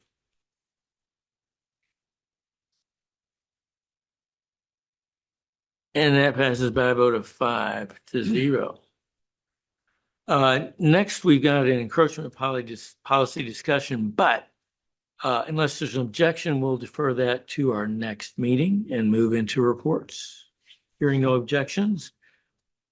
Matthew, anything from you? Nope. Pete? Thank you, Your Honor. So tree sale update, we have 17 trees of 125 remaining. And so if you want a beautiful oak tree or an elm, I can hook you up. I should try to say the city of Clive can hook you up. It's been wonderful to see such a strong response from the community. I think that this only builds momentum for more and more work on making sure we're good stewards of our urban canopy and refreshing it and making sure that we've got new good trees coming in behind these excellent ones we already have. 40 families are already on the waiting list for the SQR program that would happen this fall. That program really gets a good kick in April and May as we put the news out there and get people interested and start measuring some lawns. So we expect that we'll be able to get a full roster again this year. And very exciting news, it was already picked up by the local media. We're happy that we've got some movement on those FEMA awards that have been made to the city. There's still some sorting out that needs to be done about exactly what those awards are for, which properties they're targeted for in flood-prone property buyout area. Our staff is working with the state and with FEMA staff to get that clarification. And so as of tomorrow, I think we'll be ready to share some more sort of solid facts that we've got, but we're talking about millions of dollars that we've been working with our delegation to secure for almost 3 years. It was sort of jammed up in process. I don't think we were there's potentially some risk that they weren't going to be able to get it done, but it sounds like now a huge chunk of the 20 million that we've been working on is now going to be making its way to Clive. Right. That's all I have, Your Honor. Do you want to say anything about CIWW and what we learned? Sure. And if so, why don't you pull your mic closer? I think the rain is making it a little harder to hear. CIWW board met this week and had multiple discussions. I won't go through all of them. Two, though, that I will highlight. The work continues on sort of building new capacity for the system. And so some important decisions were made about how the next round of capacity that's coming on board that hasn't already been allocated, exactly how that will be allocated. Clive had a preference for an allocation model that was ultimately adopted by the CIWW board. It was not unanimous, but it was nearly unanimous. It was, it's one of the parts of the process where we have boards like this, and that doesn't mean everybody's always going to agree, but after we've made decisions, we move forward as a team. And I think that was very much the sense in the room after this vote and some other discussions where there were some differences of opinion. But CIWW continues to lead a very strong and what I would say a responsible process to deal with all of these hard choices ahead of us. The tougher one is right in front of us, and that's nitrates. We've talked about it at every single council meeting, I think, Mayor, this year, and even going back into 2025. So the levels we're seeing now are equivalent, if not higher, than what we saw in the middle of the summer at the peak. The assets that we have on board right now to be able to manage and blend to stay safe drinking water standard are less than what we had when we went into the lawn watering ban last summer. There has been some early movement here with the water uses plan and the water shortage plan to sort of get the procedural pieces in place so that if we do need to enter into the voluntary conservation steps, that the technical committee will be able to make that recommendation. We'll be able to move quickly there. I would say, though, that if the ramp up is similar to what we see in a typical year, when we turn the switch and people start really getting into irrigation because we have a couple really warm days or a couple really dry days, that peak goes up fast. And so we could be, again, looking at a situation where it's very dynamic, where we're going to have to move quickly. Good news is the communications assets, after a tough year last year, are better than they were. So communities are well prepared. And we also have an audience now that understands what this looks like. Nobody wants to go into a lawn watering ban. Nobody does. We're hopeful, though, this time with the voluntary efforts, that'll give us the space potentially that we need, or people, but at this point, deciding not to turn on the irrigation system early, give us a few more weeks, see how things go. But right now, the trends suggest that this is going to be right on top of us for a long time this summer. And again, what we're hearing is this is probably the worst it has ever been. It started earlier. We've been running nitrate removal all season. Yep. So Yep, it doesn't look good. Yep. Staff will be prepared to do Clive's part. Thanks, Pete. Anything else? Oh, Your Honor. Sadie? No report. Ted? Okay, a couple things. Obviously, we got the update from Metro Waste tonight. Icon Water Trails. This year is actually the 10th year of the effort when it first started. And the 5th year for the board that since the board has been in place. So we're very proud of that. In fact, that we're making some real tangible progress. We're going to start seeing quite a few projects come online, both regionally. For example, Greenbelt Landing will be one of those projects that will come online, but we have others in Urbandale and Johnston and other regional locations. And then the big ones downtown will also start hitting here later this summer as well. So real excited about all of that. We're able to, we've seen it go from just this kind of idea into some real tangible results. With that said, because some of the projects have had some issues with the weather and things of that nature, some change orders. We do see about a $5 to $6 million gap in the capital fund. And so there's a renewed push for some corporate fundraising to try to fill that gap. On May 20th, there's going to be a strategic roundtable with C-level execs from around the metro. And the good news is that when we did this fundraising 5 years ago to start the capital campaign, again, everything was an idea. But now we have actual projects that are there in place. And so we have a strong belief that we're going to be able to get more commitment from those corporate partners to help fill that gap. We can cover the gap through reserves, but we're wanting to not have to do that as much as possible. So that's going to be a big initiative this year, is trying to raise that capital funding to fill that gap. So that's Icon. MPO, couple things. On April 30th, for anybody interested, there's going to be a kind of combined housing, transportation symposium for affordable housing and transportation and how they kind of intersect. So I can get information on that if you're interested. The other thing is on May 29th, there will be a bus tour for the affordable housing around the metro. Susan and I did this tour, what was it, 2 years ago, maybe? And it's really fascinating, and I strongly recommend it. There'll be places that you don't realize are classified as affordable housing that you drive by every day and you don't even know it. So they're doing a new bus tour this year on May 29th.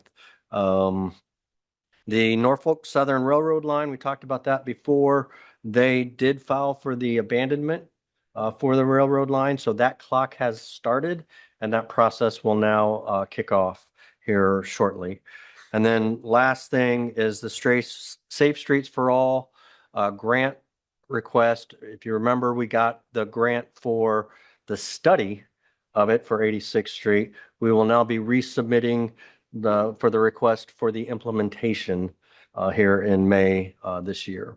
So hopefully we get good news on that, so that once we do the study, we can then actually get some grant funding for the work on 86th Street and other places where we can use that. So just to clarify on that, Councilmember Weaver, I think it was the University Avenue study where we had gotten the grant funds. Okay. 86th, we were just asking for implementation on 86th. Okay, got it. But you're correct. That was the one that we didn't get grant funding for. Right. But the University Avenue one shared with West Des Moines, that study, the traffic study along the corridor, we did get that grant funding. Right. And the MPO is kind of coordinating that between the two communities and leading that grant effort. Yep. Or planning effort. Very good. Thank you. That's it. Anything else? Eric? Yes, Catch Des Moines Board met a little bit moving forward. They feel like they can cover the gap based upon the revised 2080 agreements and the reduction of funding from the partners there. They feel like that's not going to be detrimental to the effort right now. They've not backfilled some positions, so they're able to make that budget work. I also get presentation on Clive, some of the great things we have happening here. So that's it, Mayor. Thank you, Eric. DART will have a special meeting on May 1st to approve the new executive director. So stay tuned. May 1st is when you'll hear that news. Interesting. Not before. That's not very far out.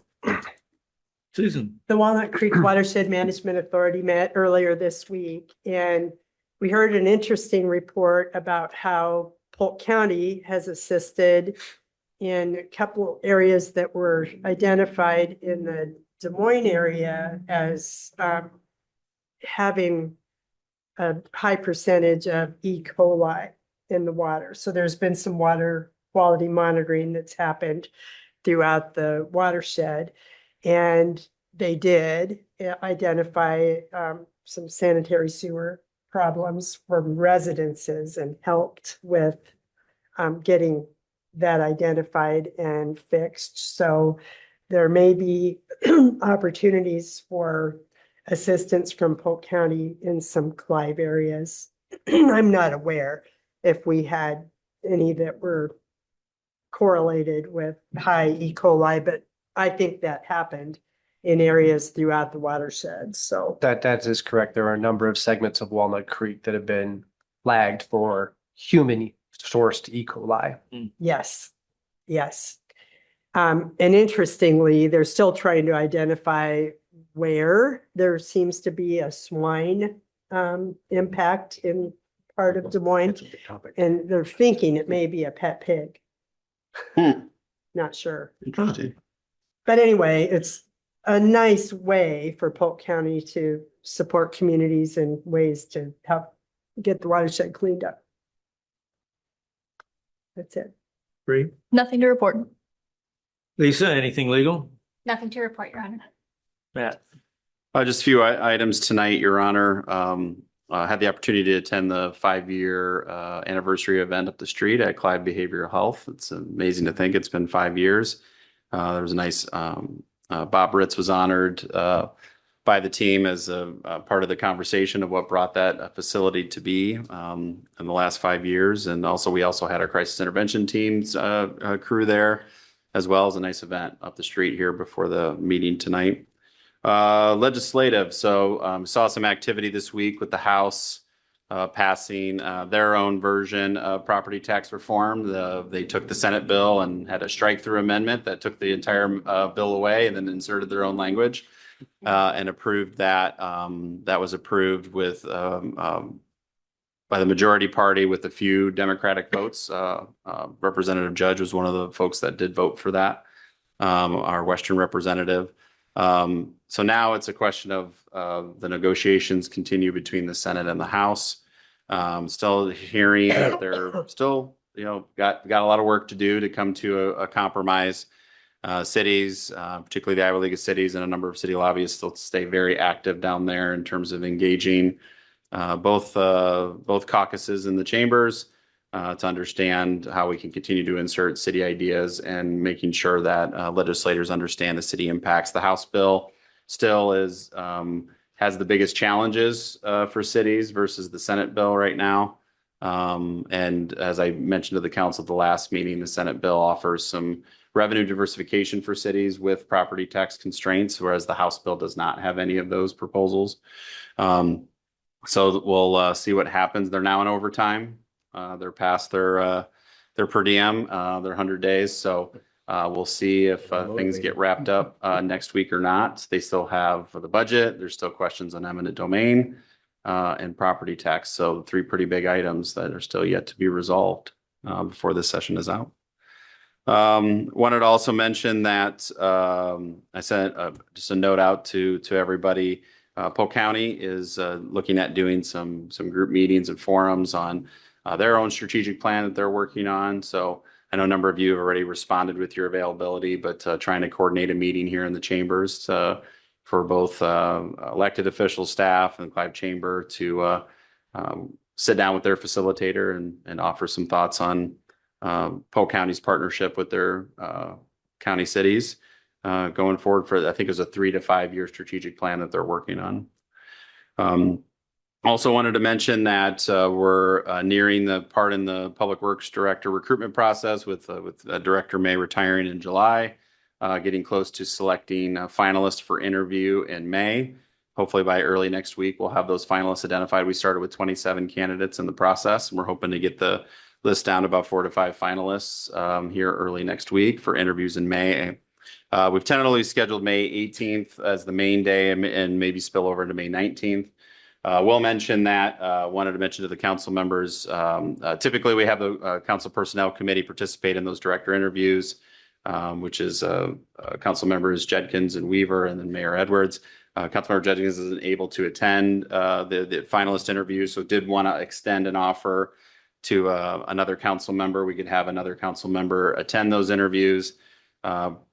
I know it's a little last minute for that in terms of May 18th would likely be a full day. If we have 4 candidates, it would probably be a full day on May 18th, which is a Monday. If we would have some spillover, it would be into the morning of May 19th. So wanted to extend that if there was council members Gasparado, Klein, or Hawker were interested. One of you were interested in participating in those interviews. That panel typically consists of myself, the 2 council members, the mayor, and then outside perspective. And we're actually going to be having our neighbors, Waukee, their public works director, is going to be participating in the panel with us. So anyway, wanted to offer that up. If availability, you can let me know. But mainly, I would say is all day, May 18th. And I know that's a lot to ask on a short notice. So please let the mayor or me know of your interest in that. But we look forward to keep moving that process along. And our hope is by the June council meetings is to have a recommendation before you. And then just a reminder, be attending a conference, development conference in during the next council meeting, but I'll be attending that meeting virtually. So we'll also move the encouragement policy discussion to that meeting for your agenda. Other than that, Your Honor, I appreciate everybody kind of pivoting during the meeting here. I think that's the first time I can remember we had a active tornado warning over us during a council meeting. So appreciate that and everybody's patience as we worked through that and resumed our session tonight. That's all I have, Your Honor, unless there's any questions. Any questions for Matt this evening? Anything else for the good of the order? Seeing none, we'll adjourn at 8:25.